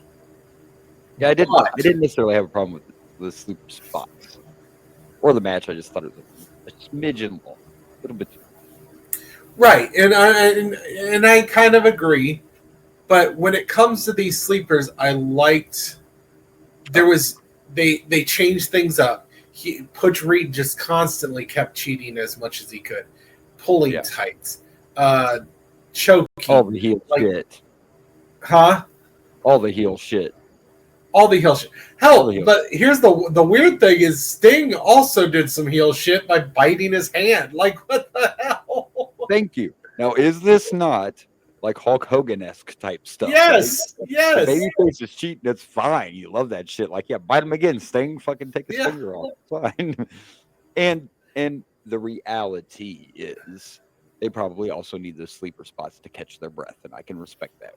We both tried out at wrestling. It was just a little too much. Cardio is number one. That's how Dusty Rhodes could go, babies. And if you can't breathe, you can't wrestle. So yeah, the only thing that saved those sleepers for me was the fact that he kept changing it up. It wasn't just him holding it the whole time. He was constantly changing up the hold, like bringing it where they're both laid down. Yes, and of course, when they were laid down, they had the evil and infamous putting the feet on the ropes to get that extra leverage. I mean, there's that, and then I also like how Teddy Long as a ref is fun. Teddy Long, like as a ref, I don't remember a lot of this stuff from Teddy. I remember Teddy as GM and all that. This shit. Yeah. Teddy Long. Well, I had no idea he was a ref until he was. I just didn't remember how fucking good he is. This was good. I love when he's pulling the tights and he like looks at the audience and he's like, you know what? I have a shitload of witnesses out there. Let me consult with my witnesses. He always goes to the audience, folks. He always goes. I also liked when the manager was it Matsuka or Masudo? Masuda. Yeah. And he's choking Sting on the ropes. Yeah.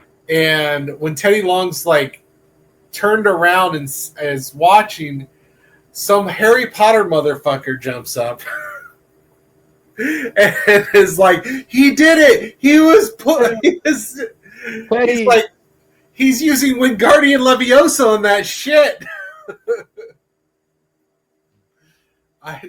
Teddy Long, the fan-friendly referee, you know.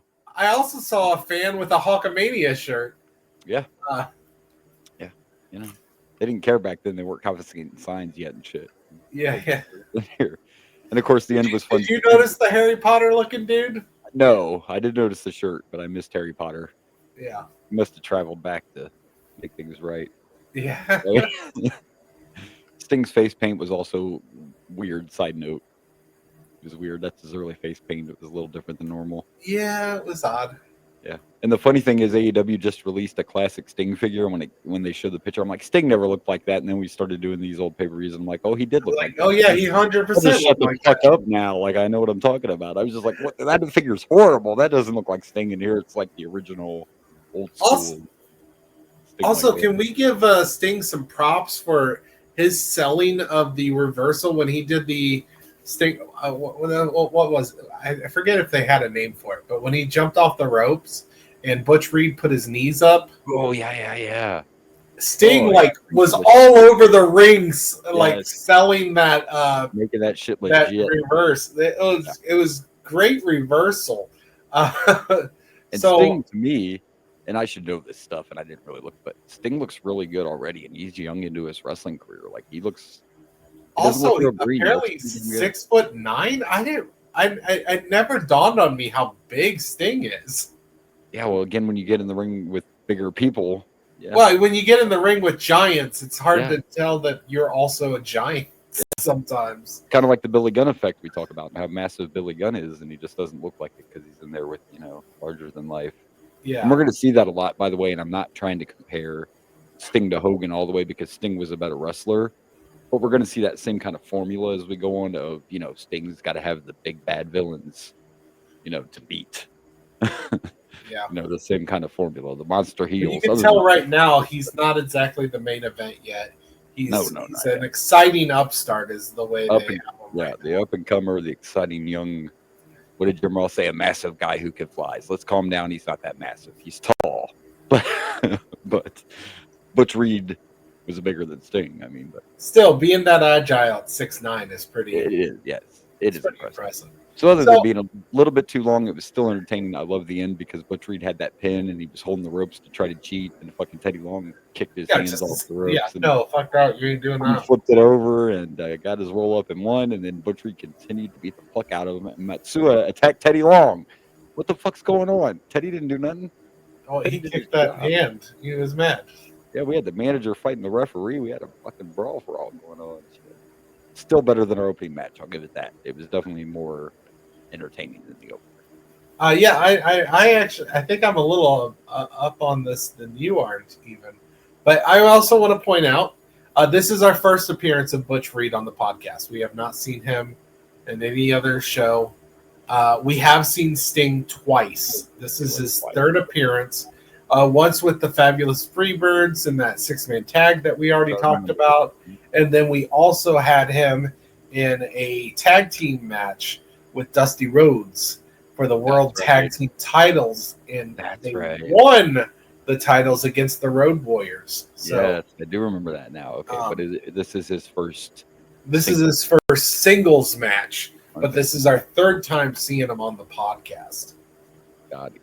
Well, definitely, like I said, better than the first one between all the shenanigans and the referee and fucking everybody involved. You'll probably go a little higher than me, and that's okay. But I'm going to go 3. I'll give it 3 Stinger splashes, even though we didn't see a Stinger splash. But, I'm going to go with 3.5. Oh, my belly hurts. Oh, my belly. It was the sell. It was the sell. It was a great sell. Like it it was should a good sell. And you know I love a good sell. We push it all the time. Love a good sell. Selling is a huge part of the wrestling. For me, that's what makes you great.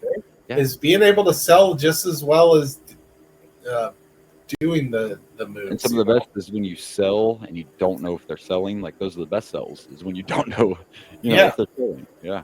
No, Like I could tell Sting's definitely every time I selling see that. But Edge wrestle now, and he takes any kind of like pile driver or something, and he's selling. I'm like, oh shit, is he really fucking? Because the neck history, that kind of stuff. yeah. Good stuff. So yeah, there we go. Much better than the first match, and so far not a bad pay-per-view. We got through the Russian thing. So I'm just really excited to get to this main event. I know we have a few more matches, but I just want to see if this main event's going to live up to the hype, and to see if we get to see any. Oh, by the way, we forgot that interview backstage with Ricky Steamboat. He had his whole family, he had his wife, and his fucking son was dressed it was Mini-Me. Ricky's Mini-Me, dressed just like him. Had on the gear and everything. I shall call him Mini-Me. Just the two of us. So we did get that interview backstage. We can All make right. it if we try. If we try, just the two of us. Let's move on. Let's see what's next in the Chi-Town Rumble.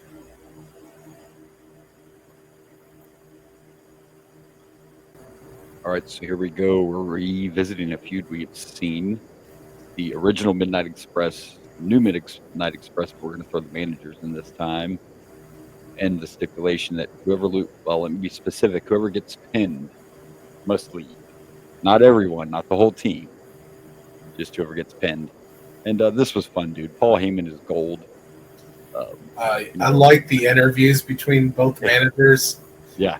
And you know me, I kind of don't like Cornette, but this was fun. I'm still babyface Cornette's still a little weird, but It is. He definitely doesn't feel like it. But a good match. I'm not quite sure why Jack Victory got inserted at the end. Probably because Rob whatever his name was, Conroy's gone. Condrey, yeah, I think Condrey's gone. That's why Victory got slapped in here, but the crowd was into this match the whole time. Both managers were. Jim Cornette even did the old like fucking roll under to get a tag at one point, like the old rolls. Very entertaining shit. Paul Heyman, even back then, you could see he was a star, right? Get you a few sweat. Yeah. I'm assuming he lost this match so he could go form ECW. Paul didn't lose though. Paul didn't lose. Only the person that got pinned has to leave. Really? So just Randy. I missed that. Just Randy has. So just Randy Rose is leaving. Yeah, they even said it at the end, like, "Oh, now Randy Rose has to leave." Yeah. No, it's not quite ECW time yet. No, we're still early. Right. Yeah. We haven't even got to the Dangerous Alliance yet, and that happens before he starts ECW. So Paul's still around for several years here. So. All right. Well, I have a few stats. We've seen Bobby Eaton a lot on the podcast. Yeah. He's shown up as the Midnight Express with Dennis Condrey. He's shown up with Stan Lane once before. The Midnight Express wrestled 3 times with Dennis Condrey, and he lost all 3. He once with Stan Lane, he won. He also has done one singles match as well. At Bunkhouse Stampede, that ended in a draw, actually. Only draw we've had so far on the pod. We've also seen Randy Rose, I believe, once with the Midnight Express, the original Midnight Express, when he was wrestling with Dennis Condrey. Name gets mentioned a lot. This is only our second 6-man tag team match as well. The other one was the one we've already talked about with Sting and them. So this is the Freebirds. So this is only our second 6-man tag match. I believe this is also our second loser leaves match as well. I believe, wasn't the other one with fucking... The other one was a loser leaves town tuxedo street fight. That was Boogie Woogie, right? Was Boogie Woogie in that? So I'd have to look it up. I think so. That's a Boogie Woogie match. The links. Have to look. Let's see. Street fights. Jim Cornette also, once again, and I believe we saw him in the ring one other time, he has on the full body suit. He doesn't just wear the wrestling trunks. He has to have a full body suit. Yeah. Matches boys. I believe it was with Paul Jones and Jimmy Valiant. Jimmy Valiant, who is the Boogie Woogie. Not mistaken. Is the Boogie Woogie man. Yeah. So there you go. But again, fun and entertaining, just really weird. Not only see Cornette, but the Midnight Express is facing as well. But since you got the original, you throw Jack Victory in there, which I've heard that name. I don't know a lot about Jack Victory, but I've heard that name plenty. I think he was his trained several people. This is also his first appearance on the pod, Jack Victory. Yeah, we haven't seen Victory. Everybody else we've seen, obviously Paulie Dangerously and Jim Cornette, we've been seeing as managers, but I haven't been keeping track of the managers. Right. Just actual in-ring performances. They were all pretty fun. It broke down at the end. Everybody was in there. The ref couldn't keep track of anything. The one thing I thought was funny at the end when Stanley, crazy. When Stanley got the pin, like the ref was already to 2, and he all of a sudden had a moment. He was like, "Oh shit, I didn't hook the leg." He hooked it like right at the last second when it didn't matter. Almost like he forgot. Oh, what? I'm supposed to hook the leg. My bad. By the way, I really enjoyed that finisher. That finisher looked brutal. Yeah. It looked like they shoved his face directly into the I forget what they called it, but yeah, that was definitely brutal. I personally remember as a kid, which is a little later than this because this is really young, but I remember really liking Bobby Eaton later when he's a singles wrestler. Especially that leg drop off the top he used to do. But fun overall, and bye-bye to whatever the fuck his name was because nobody Randy cares. Rose, I believe. Randy Rose. Bye-bye, Randy. Bye, Rose. bye. You're out of here, and I'll give this 3. I'm going to give this 3 Midnight Expresses. There's 2. We might as well have a third one. We'll be the other one. We're the new Midnight Express, bitches. Now what? I'm going to give this also 3. My name is Paul E. Dangerously. Hey. Speaking man, of tag it was teams, great seeing old Paul Heyman he's on so the young. mic. He's just He's so so young, good. so thin, has hair. He has hair. He's look good. He looks good. Speaking You of know? tag team renames, I thought I'd share this with you because I know you usually appreciate little things like this. Al Snow has been wrestling with a new younger wrestler that's in his company, and they're tagging together, and now they are called the Newest Rockers because you can't be the New Rockers. You gotta be the newest Rockers. Literally, they're called the Newest Rockers. Yes. Nice. And Al still wears his like Leaf Cassidy gear when he wrestles with him. It's great shit. Anyway, that was a random side note. The Newest Rockers. All right. Well, that was fun. Not as bad a pay-per-view so far. Let's see what we have next.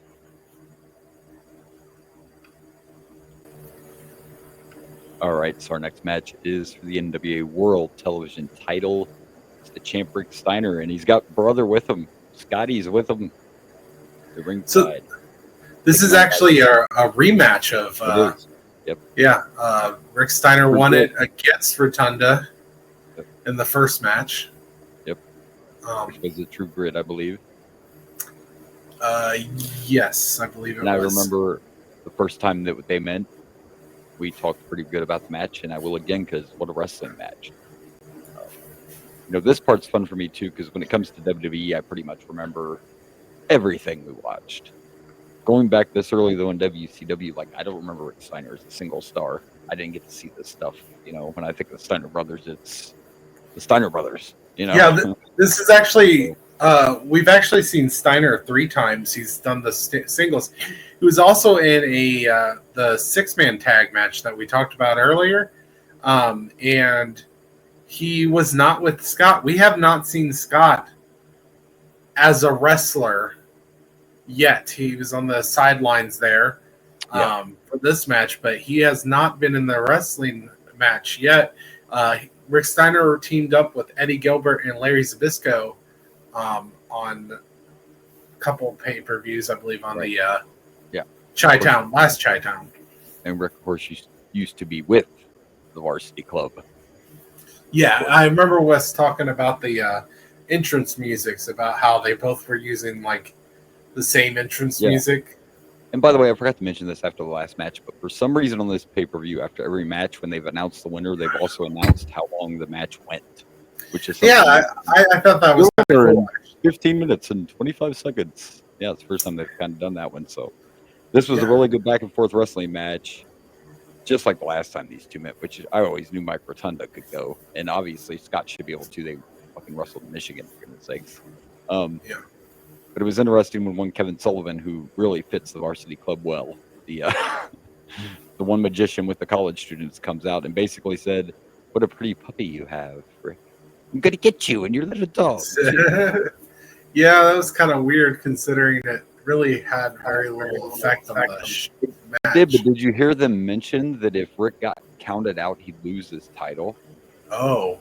Which maybe that was rules back then.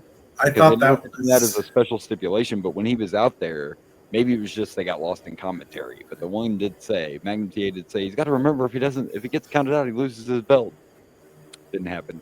We also got original old school JR. Let me tell you everything about their football pass. We're getting it already before the king even makes fun of it. I think JR was like wanting to be a football announcer, and this is where he got. You guys went to college. Every sport they played, every fucking girl they screwed. Like it was, we got the whole college. Did you know in 1965 Rick Steiner played chess for the high school team and was a badass? No, but you're right. The Kevin Sullivan thing didn't really affect the match much. Definitely an interesting finish, and I kind of saw it coming before it did. Like once they got down on the mat, I was like, "Oh, Rick, you better be careful there, buddy." An interesting way to finish it. It was. So Rick gets a sleeper. Rick gets a sleeper on, and they're standing up. He pushes Rotunda into the corner just to kind of hit him against it, puts him back in the sleeper, and they end up on the ground in the sleeper. And I think it was Magnum that even mentioned, or JR, I don't know, but they were like, he needs to be careful of his shoulders. So he's got this sleeper hold on. And we know what wrestling is, right? But this is the one illogical thing about it. He has a sleeper on. You can hear the ref counting the 1, 2, 3, and then the bell rings, and then Rick celebrates. Dude, You heard the ref count in 3. You didn't have Yeah. a pin. What did you think happened? that was Rotunda tapping out? I think they're But just playing it off as he was in the zone. He didn't Probably, but realize it. what happened, kids, is even though Rotunda was in the sleeper and was about all the way passed out, Rick's shoulders went to the mat, and the ref counted Rick down for the 3, and Mike Rotunda wins the TV title. Pretty slick. Pretty interesting little, and you can extend the feud that way, too. Now, I will argue I thought Rotunda was out. Like, you saw Teddy Long lift his arm, and it fell down, so I thought he was going to stop the match right there. But he only did it one time, and he kept going. So, yeah, Rick screwed himself. Rick screwed Rick. You don't even have to argue about that. You can't blame nobody else. Rick screwed Rick, and he's no longer TV champ. So I just want to point something out real quick. While I was looking up stats for everything,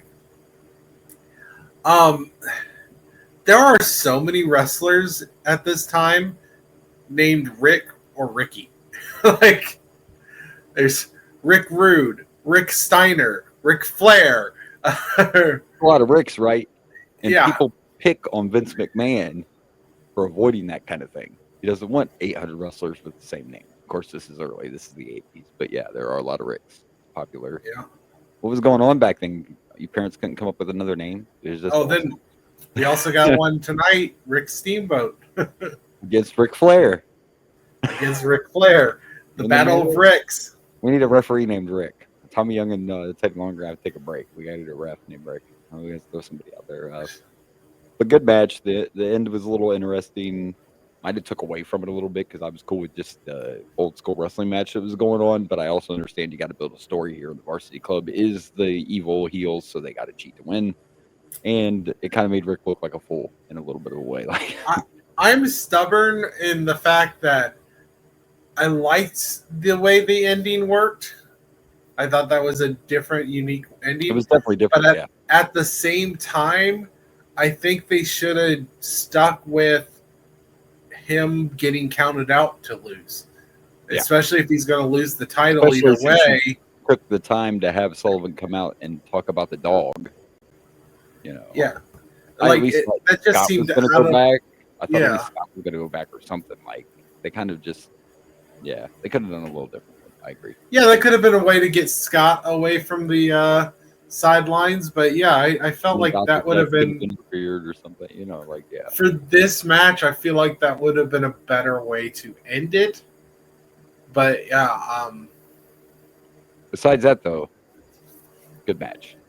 And we have Yeah. a new TV champion, and of course, they told us every match from here on out will be a title match. And I'm going to go ahead. I'm going to sound like a broken record, but this is another 3. I think I'm going to give this 3 sleepers. Just keep the shoulders up when you give them sleepers. I'm going to give it 3-2 because even though I just complained about the ending, I actually also Still a good liked match. the ending. So, and yeah, it was a decent match. Rotunda is just terrifying because I fear like he's going to audit me. It's always a concern when he shows up. You know what I'm saying? Yeah, Yeah, it's always concerning. it is. He kind of Luckily, becomes right now he's still in college, so He kind of becomes a $1 million man type character too later on when he goes back to WCW. oh, does he? Yeah, but they decide to make fun of Vince McMahon, so they call him VK Wall Street. Because McMahon's name's Vincent Kennedy, so they call him. Yeah. I gotcha. He kind of does like $1 million man type gig. Yeah, but IRS I think still his best, which is crazy, right? A very talented wrestler, as we can see. I still think his greatest point in his career was probably being IRS. I mean, you could argue it, but I would argue that he's better as a father. Right. That was his best persona, being a father and giving us Bray Wyatt yeah. And don't forget Uncle Howdy. and Uncle Howdy. Can't forget Uncle Howdy. You know what? I loved Bo Dallas back in the day, like his Bo Leaf stuff. Oh, I know you were all on it. I was like, you were believing almost every podcast you found a way. Almost every episode. I loved Bo. I love Bo Dallas. I really enjoyed him when he was there. So I feel like Rotunda just gave us some good wrestlers. I mean, I liked IRS too. IRS was fine, IRS, but Death in Texas, baby. IRS and the Undertaker. We're gonna make it happen. Death and taxes. Yeah, I think it's a little late for that. Gonna Is happen. All right. Rotunda still alive? Yeah. Is he? Okay. I wasn't sure. Well, that Rotunda is. No. Oh, No. you're the heel. Fuck. That's sad. Anyway, let's. And we just had the 2-year anniversary of his passing. We did, and we do got to mention real quick. We did get to see a promo before the intermission too. We got to see the Road Warriors backstage, in the good old '80s. You know, for some reason, I like to make fun about the fact that, especially back in this time, everybody just screamed. Everyone screamed on the mic. And tonight, the main one we don't see scream is like the managers, like Paulie Dangerously and Jim Cornette. They have a very distinct voice. Yeah. Which is why they're so good. Obviously, Ric Flair's really good on the mic. Yeah. He doesn't have to just scream. He has his own style. The Road Warriors are ones that I don't know if it's because of nostalgia, but I don't mind their scream. I like their scream. Because with them, that was their style. Like you're talking about with Flair and everybody else, how they had a certain style. So you expected it from the Road Warriors, and they didn't try too hard. Some guys forced that shit. It just sounded horrible when they were just. Yeah, a lot of them. The problem with that promo type is that so many of them just sound exactly the same. Yeah. Like, where you know it's the Road Warriors. If you just played an audio clip of them doing a promo, wrestling fans would know. Like, yeah, that's. I think so. There's a difference. There's a style to the way they do it. It's not just yelling. Yes. You know what? Tonight in Manchester, I'm going to kick your ass. You know, it's not that. Right. To be fair. All right. Well, To be fair. another good one. We got some more title matches to go. Let's see what's next. Oh. All right, and here we go. Our next match. It's Barry Windham, who is also out here with Hiro Matsudui or whatever his name is. Or that evil Japanese faction, obviously. And he's defending his United States Championship against Lex Luger. Thought this was a great match. Barry Windham was a good wrestler for a big man. Lex Luger takes a lot of crap, but I thought he did good in this match. I mean, you don't have to always be the best wrestler in the world to get through a match, right? Right. Look at Lex Luger. I mean, come on. Especially back then, like if you were like, hey, draw me a professional wrestler, it would probably look pretty close to Lex Luger. I mean, he looks like a superhero, for God's sakes. I mean, it's chiseled. And the crowd He is loved quite it. chiseled, yes. It was a great match. Both men selling the hell out of everything, especially when Barry injured his hand. Lex Luger took, was it a suplex, I think, and just popped right up. He no-sold the No, so actually, that was for character purpose, though. Yeah. but I was about to say that, like, Lex Luger doing no-sells, I kind of like. Yeah, it was Kind of his Hulk, fits. kind of his Hulk moment, you know, walking up. Yeah, I don't mind that either if it fits the character. Now, if it would have been X-Pac, been like, come on, man. Like when he cleared the ring, your favorite hero of all time. When he cleared the ring. Actually, I would have liked it if X-Pac did like a pop-up and then falls flat on his face. Right. Like he tries, but he just doesn't have the power to do it. Had a little blood in this match. Barry injured his hand, so he has no way to put on that deadly. The claw. The claw. The claw. God, I wish I could remember who I listened to. One of the podcasts I listened to, somebody just absolutely hates. They're like, the Iron Claw is the stupidest fucking move ever in wrestling. No one believes that. But let's be honest, we all know that the real worst, I mean, it's popular and we love them, but we all know that the worst actual finisher in professional wrestling was the People's Elbow. Way too over the top. Yeah. You know, but anyway, that's neither here nor there. It was a great match, but we got another fucking weird finish. Another kooky finish in this one. Like, what's going on? What's going on with the hooky finishes? What's the deal? This time it was Barry that beat himself. Kind of. Didn't get a reach around, didn't get dinner or anything. He just fucked himself. with no, yeah. That's right, he fucked himself, kids. He did the old backwards, whatever you want to call it. It's, what do you call it? I'm drawing a blank on what you call that pin right now. But, did like the back breaker type thing, but kept him in the pin. A And, bridge? No. Yeah, I mean it's a back bridge suplex kind of pin. Yeah. Suplex, and he kind of bridged or whatever. And yeah, Luger got his shoulder up, and Wyndham did not. And Lex Luger is your new United States champion, and caught an ass whooping for it. So we can tack that on. Right. And so this was Lex Luger. It's 0-2, as you can see. This is his first win so far in NWA. Wyndham, this is his third loss. He's 1-3 now. Barry Windham was the champion before. I'm trying to remember who he beat. I think he beat. Is it Superstar Billy Graham? He was the last one to win it, so might have been Bam Bam. I'm not real sure who he beat last, but obviously this is Lex Luger's first champion in the since starting. Right. Yeah, and I do remember Wyndham facing Bam Bam, but I think that was the defense. I can't remember who he took the title off of, and we haven't been watching it, but I do remember him facing Bam Bam because we were both kind of shocked to see Bam Bam Bigelow. Talk about sticking out in the 80s. Bam Bam knew how to do that.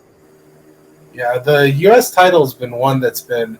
He beat Bam Bam. Yeah, he did beat Bam Bam. I don't remember if that was for the title. I mean, I think Barry. It was for the title. It was. He was defending it. I'm pretty sure against Bam Bam.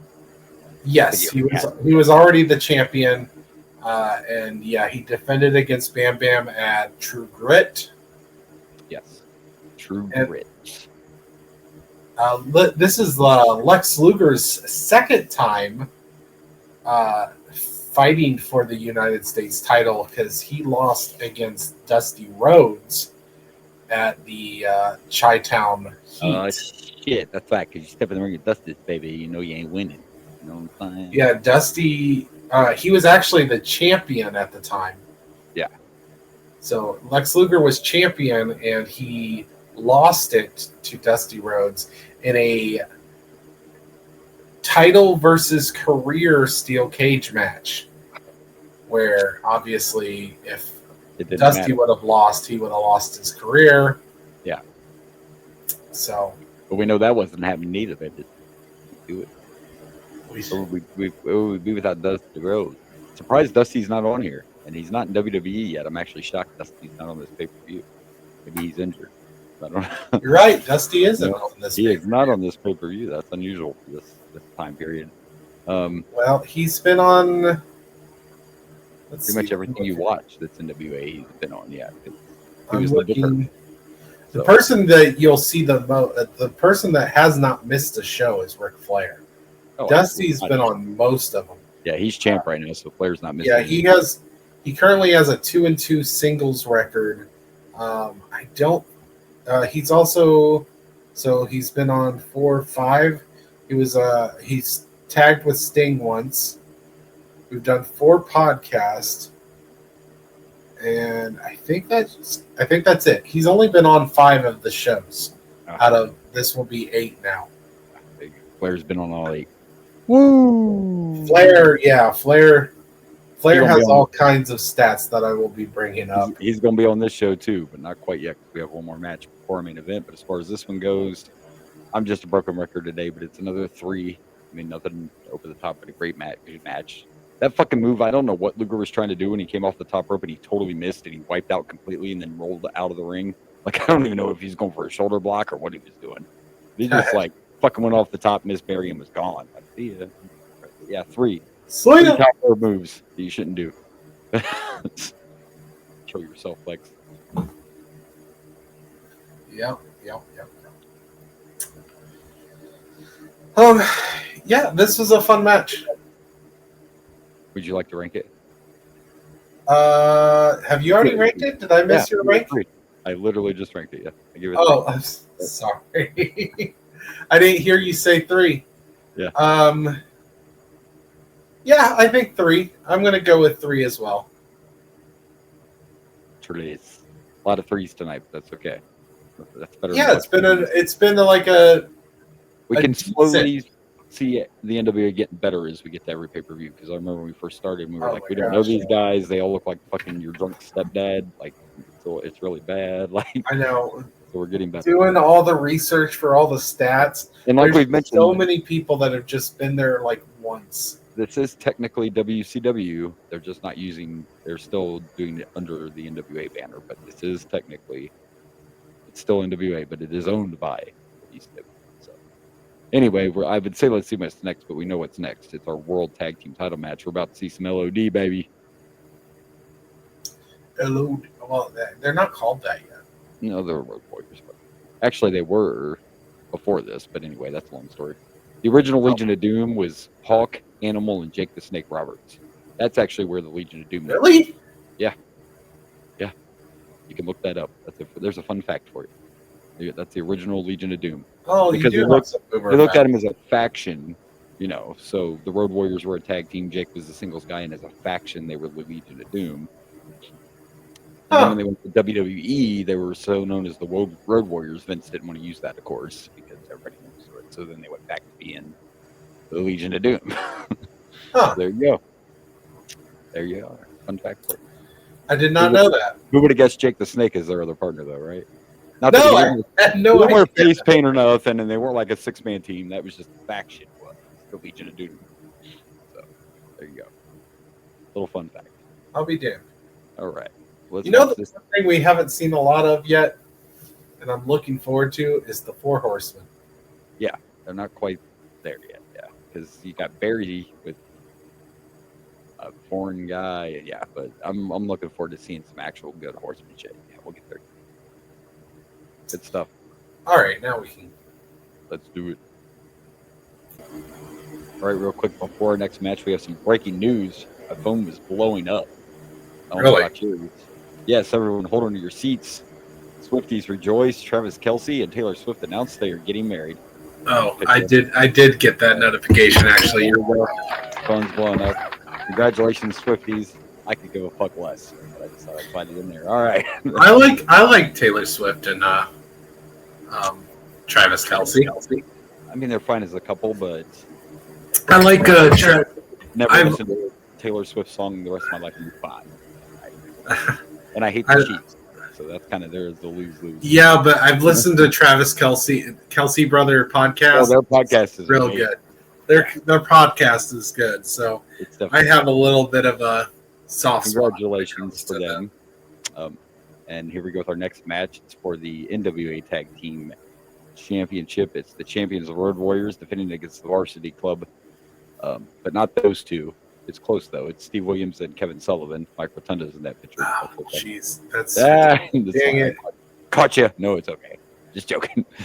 But they do actually defend against Kevin Sullivan and Mike Rotunda, and this was probably the shortest match so far tonight. And I love the Road Warriors, and these are all big guys, capable guys. Other than Kevin, he's a midget, but it was kind of sloppy.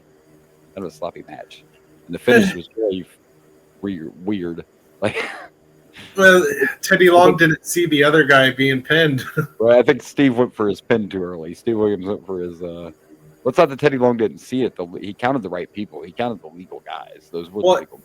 But. Oh, well, also, isn't it technically illegal to pin underneath the ropes? Right. That's what I'm saying. It was just so sloppy. Because I think that's considered a rope break normally. They tried to do what we've already seen in 2 more matches and have a situation where more than one person could be pinned or whatever, and it just turned out really bad.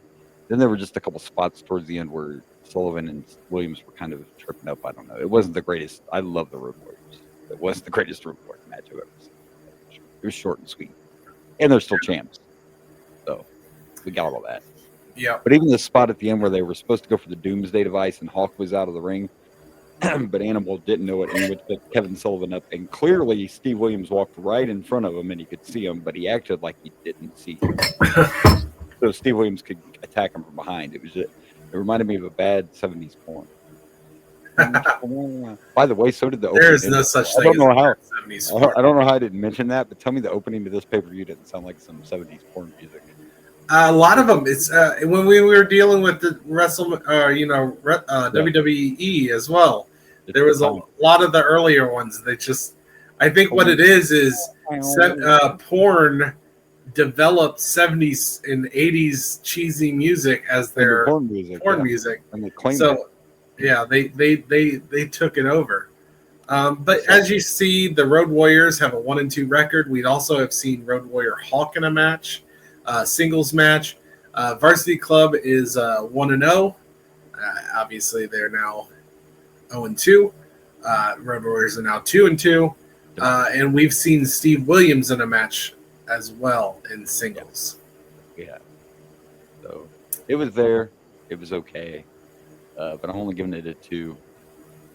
2 bad pins.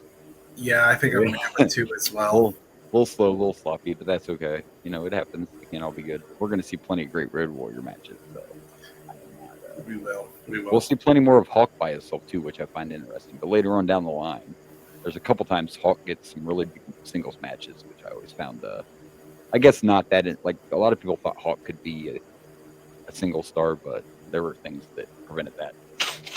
You know, anyway. Something in your nose? Yeah, I didn't, but you know he might have. A little fairy dust up the little cocaine. I believe in fairies. I believe in fairies. He probably saw them a few times. Who knows? But there you go. Well, we wanted some old school Coca-Cola. We know what time it is now. Main event time. The thing you've been waiting all Will it live up to the show hype? For? The first match in the trilogy is the NWA champion, the Nature Boy Ric Flair, puts it all on the line against Ricky the Dragon Steamboat. Let's see. I'm excited. Me too. Oh, sorry. I'm so unprofessional. Here we go. All right, here we go. Main event time. And this is the challenger, Ricky the Dragon Steamboat, facing the NWA World Heavyweight Champion, Ric Flair. And I wondered if it would live up to the hype, and I say it fucking did. Yeah, it was a pretty decent match. Yeah, lived up to the hype. Everything I read about it is what I saw. It was fast paced. It was definitely not a boring match at all. It told a good story. We didn't need Jim Ross giving us their life history, but I get it. They're trying to make this, you know, a feel good story. But I don't need to. I was joking earlier when I said he was like they went to elementary school. He really did that. Like Ric Flair went to private school. Ricky the Dragon Steamboat likes long walks on the beach and poetry. Like, I don't know what. But aside from that, it was a hell of a match. This is the Ric Flair we've been waiting to see since we started this. Definitely has been Flair's best match so far. Yeah.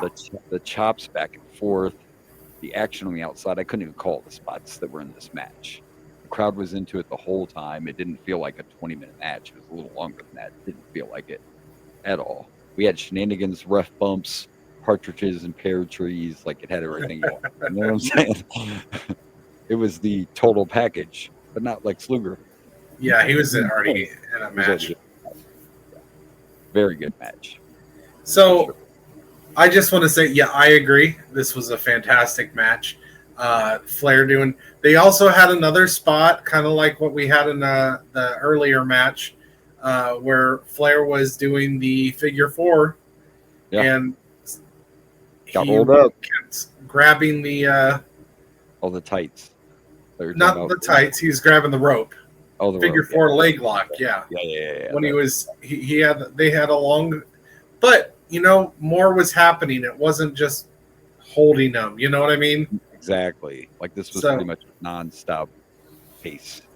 The whole time. And as we kind of alluded to, Ric Flair has been in every single pay-per-view that we've watched in the NWA. And he has been in every single one of his matches has been for the NWA World Title. He's lost 2, now 3 of those title matches, and he's won 5. Ricky the Dragon Steamboat, we have seen 2 other times, so this is his 3rd appearance. One was a tag team title match where him and Jay Youngblood beat the Scos. And then he lost to Tully Blanchard. I believe it was the television title. He lost to Tully Blanchard. And that was in the 1st and 2nd. Then he retired, apparently, for a little while. And now he's back. Yeah. And this, at this time, so that is, in 1989, this is huge. Ric Flair didn't lose a lot back then. This is before he was a 340-time world champion. You know, No, and one of his losses was actually a DQ that I believe is against Road Warrior Hawk. Yeah, he lost to Road Warrior Hawk, but it was a DQ, and he didn't lose the title. Yeah. And the other one, I think, was Dusty Rhodes did beat him once. Well, of course, Dusty beat him, but Dusty got to get the wins. No, you know. Yeah. I do love Dusty Rhodes when he talks and he cuts great promos, and everything always sounds like it's plural. Let me tell you something, babies. But yeah, great match towards the end. Ricky went for his finisher, the crossbody, and took out Flair and the ref. That's where we got the ref bump at. That's when I thought you were talking about, because Flair at that one point tried to roll him up and pulled the tights, but it didn't matter because the ref was still out cold. Oh no, I was talking about the grabbing the ring. Teddy comes out to check on Tommy Young. That's the ref that's out. Flair goes for the figure 4, but Steamboat rolls him up. Teddy Long slides on in and counts to 3. And I even loved at the end after, Teddy's got Steamboat's hand up and shit, and Flair's like talking to Tommy Young like, that's not what happened. That's not your decision. You're the ref. And Tommy Young goes over and raises Ricky's hand as well. So he's your new champ. We go to the back for an interview. And I'm sorry, but the champagne celebration made me laugh. Like, oh my gosh, so trying to give a fucking interview, dude, and these guys are money shotting him. You know what I mean, kids, with the champagne. And he can't get any words out. So then he decides to take a sip, and he pours more on his head. And to me, it looked like his eyes were burning. Like Bob Cotto kept saying, "Are you speechless?" And Steamboat wanted to say, "No.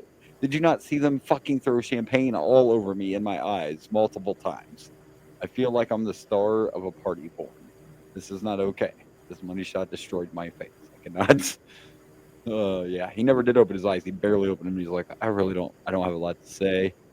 I don't know where I am right now. And then if you notice when they cut away right when Sting walked into the frame and he didn't have his makeup on. He had glasses on, sunglasses on. But as soon as Sting walked into the frame, they were like, cut that. Cut that. Sting wasn't appearing without makeup back then. They couldn't show Sting's face without makeup. But anyway, great way to end the pay-per-view, and now I'm excited to see what they're going to do in the 2 other matches, because this is going to be a pretty tough one to top for sure. And I mentioned Steamboat's favorite is the one we're going to watch next. That's why we're going to watch Clash of Champions 6 will be our next WCW pay-per-view, because we have to see the second match in this trilogy. We can't just skip that. That would not be good for wrestling historically. You know what I'm saying? Yeah. So it was a great match, but I will say it was not our podcast, so we can do what we want. We do whatever the fuck we want. It was a great match. It was not Steamboat and Savage, but it was up there. Steamboat looked great. Flair looked great. But I'm not going all the way, kids. Sometimes I go all the way. I can't go all the way with this. It was close, though. I was almost there. I was right on the edge. But I am going to go 4.5. 4.5 roll-ups. I'm going with 4.5 rope grabs. You did agree with me. There was just something. It was a really good match. There was just something not quite getting it to 5, but it was a really good match. But we don't give out 5s like candy around here. 5s aren't crack on our show, okay? Right. You gotta earn it. So, but very good way in the show. Excellent pay. This was probably the best. Also overall, probably the best WCW/NWA pay-per-view we watched so far too. There wasn't a big shit show of any kind. I agree. I think it's definitely the best one we've seen, because I think last one was the best one we've seen till this one. Yeah, I think this Chi-Town beat the last one, even though technically they're 2 different ones. This is a standalone. Well, the last one was the True Grit. Yeah, it was the True Grit. Oh yeah, True Grit. I was thinking of the other Chi-Town. That one was pretty decent. We'll do these gaps, but that was a pretty good one. This is probably the best one overall we've watched. So anyway, let's pick some matches. Let's do that. Absolutely, let's do that. What I can do. Favorite match of the night. I believe in Joe Hendry. We do believe in Joe Hendry here. All right, favorite match of the night. Get the fuck out of here. I think you gotta go. Obviously, it's obviously going to be the Assassin and Michael Hayden. No, I'm joking. It's Steamboat Flair. Come on, it's Steamboat Flair. It's got to be Steamboat Flair. It's my highest rank. Best match of the night. It's definitely Steamboat Flair. It was a great match. I concur. It was a good match. We went pretty much threes all the way across the board with 1 or 2 lower wins, but this was a 4.5. Like, can't even. It was the best match of the night, and it had a big fight feel the whole time too. The crowd was in it. It felt like a main event, like it should. So yeah, easy one. Might have a little harder with the next one.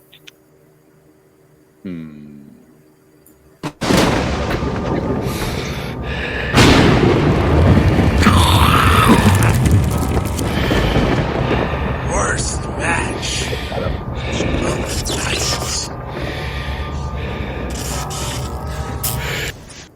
I should not have watched. Yeah, I say it every time. I fucking love that one. All right, anyway. No, I you know what? I know where I'm going to go with my worst match of the night, and it's because there were only 2 matches that I didn't rank very high, and one was just because it was just kind of a standard, fine, whatever match that you would see on TV. So for my worst match, I'm actually going to go Road Warriors Varsity Club, because I had higher expectations, and there were some botches and such. The Assassin Michael Hayes match was just because it was just kind of something you'd see on like Saturday night and didn't feel like a pay-per-view. So yeah, I'm going the Road Warriors match. For me, I'm going with the Russian Assassin #1 versus Michael Hayes. A big part of this is because you didn't even have the balls to give the Russian Assassin #1 a better name than fucking #1 Russian Assassin. I have some issues. Okay, I have some problems with that, and character kids. Okay, it's fucking bullshit. It matters to me. Not fair to the Russians either. I guess I was kind of fine with it when he was in the tag team, Russian Assassins. But if you're going to take him out of the tag team world, put him in a singles match, give him a name. Give him a name. Give him a damn name, not #1. This isn't fucking Dr. Seuss. There is no thing 1, thing 2. I shall call him #4. And not only that, not only did you not give him a name, but couple years before that, you had the Assassins. Here, you just threw the Russian Assassins in #1 and #2 there, too. I think the other assassin is there. I just think they decided for some reason to do a singles competition instead of a tag match. I just think it was. I don't care. Give him a damn name. Give him a damn name, and it's the first match. Right? It wasn't exactly a great match, anyways. Yeah.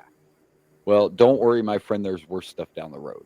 Oh, goody. I mean, I can't wait till you get to see the ding dongs. Have we seen them yet? No, we have not. You haven't seen the ding. Yes, the ding dongs. Unless it's a Little Debbie, I don't know. I haven't seen it. It's the other way. Goes the other way. And they're talking about ding dongs, not Little Debbies. Anyway, they wear masks too. My bad. That's Hostess, isn't it? Hostess is ding dongs, right? They look like giant penises.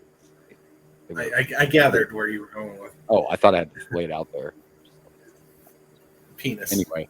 All right. Well, we made it through. And next week. Now we made it through. We picked matches. Next week, you told me what was next week, and I suck. Next week, we're back on track. And Unforgiven. Unforgiven.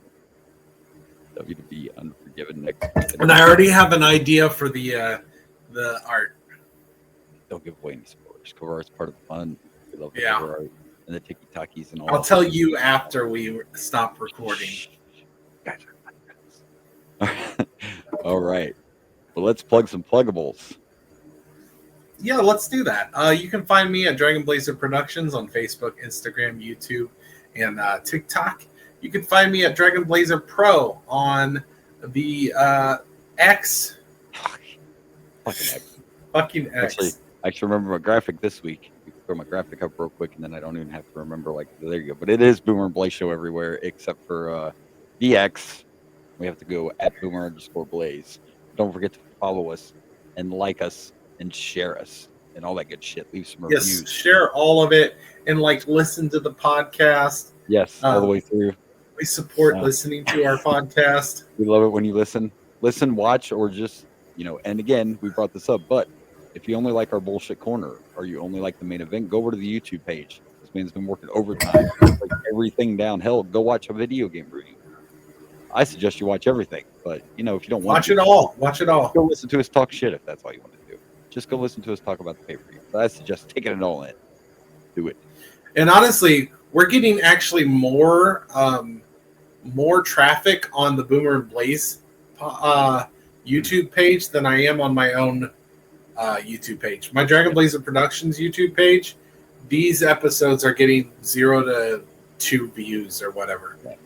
I'm getting a few on the Boomer and Blaze. Now, that hasn't quite translated into a lot of subscriptions yet. Only have I think 27, 28 subscribers on the on the Boomer and Blaze, but we are getting some views. We'll take it. We'll take it. Take it. We like it. We like it. All right. We did it. We did it. We hope everyone has a great week. And we will see you next week. Until then, this has been the Boomer and Blaze Show. I am Boomer. And I'm Blaze. Good night from Dragon Blazer Studios. Have a bad day. Nailed it. My guy.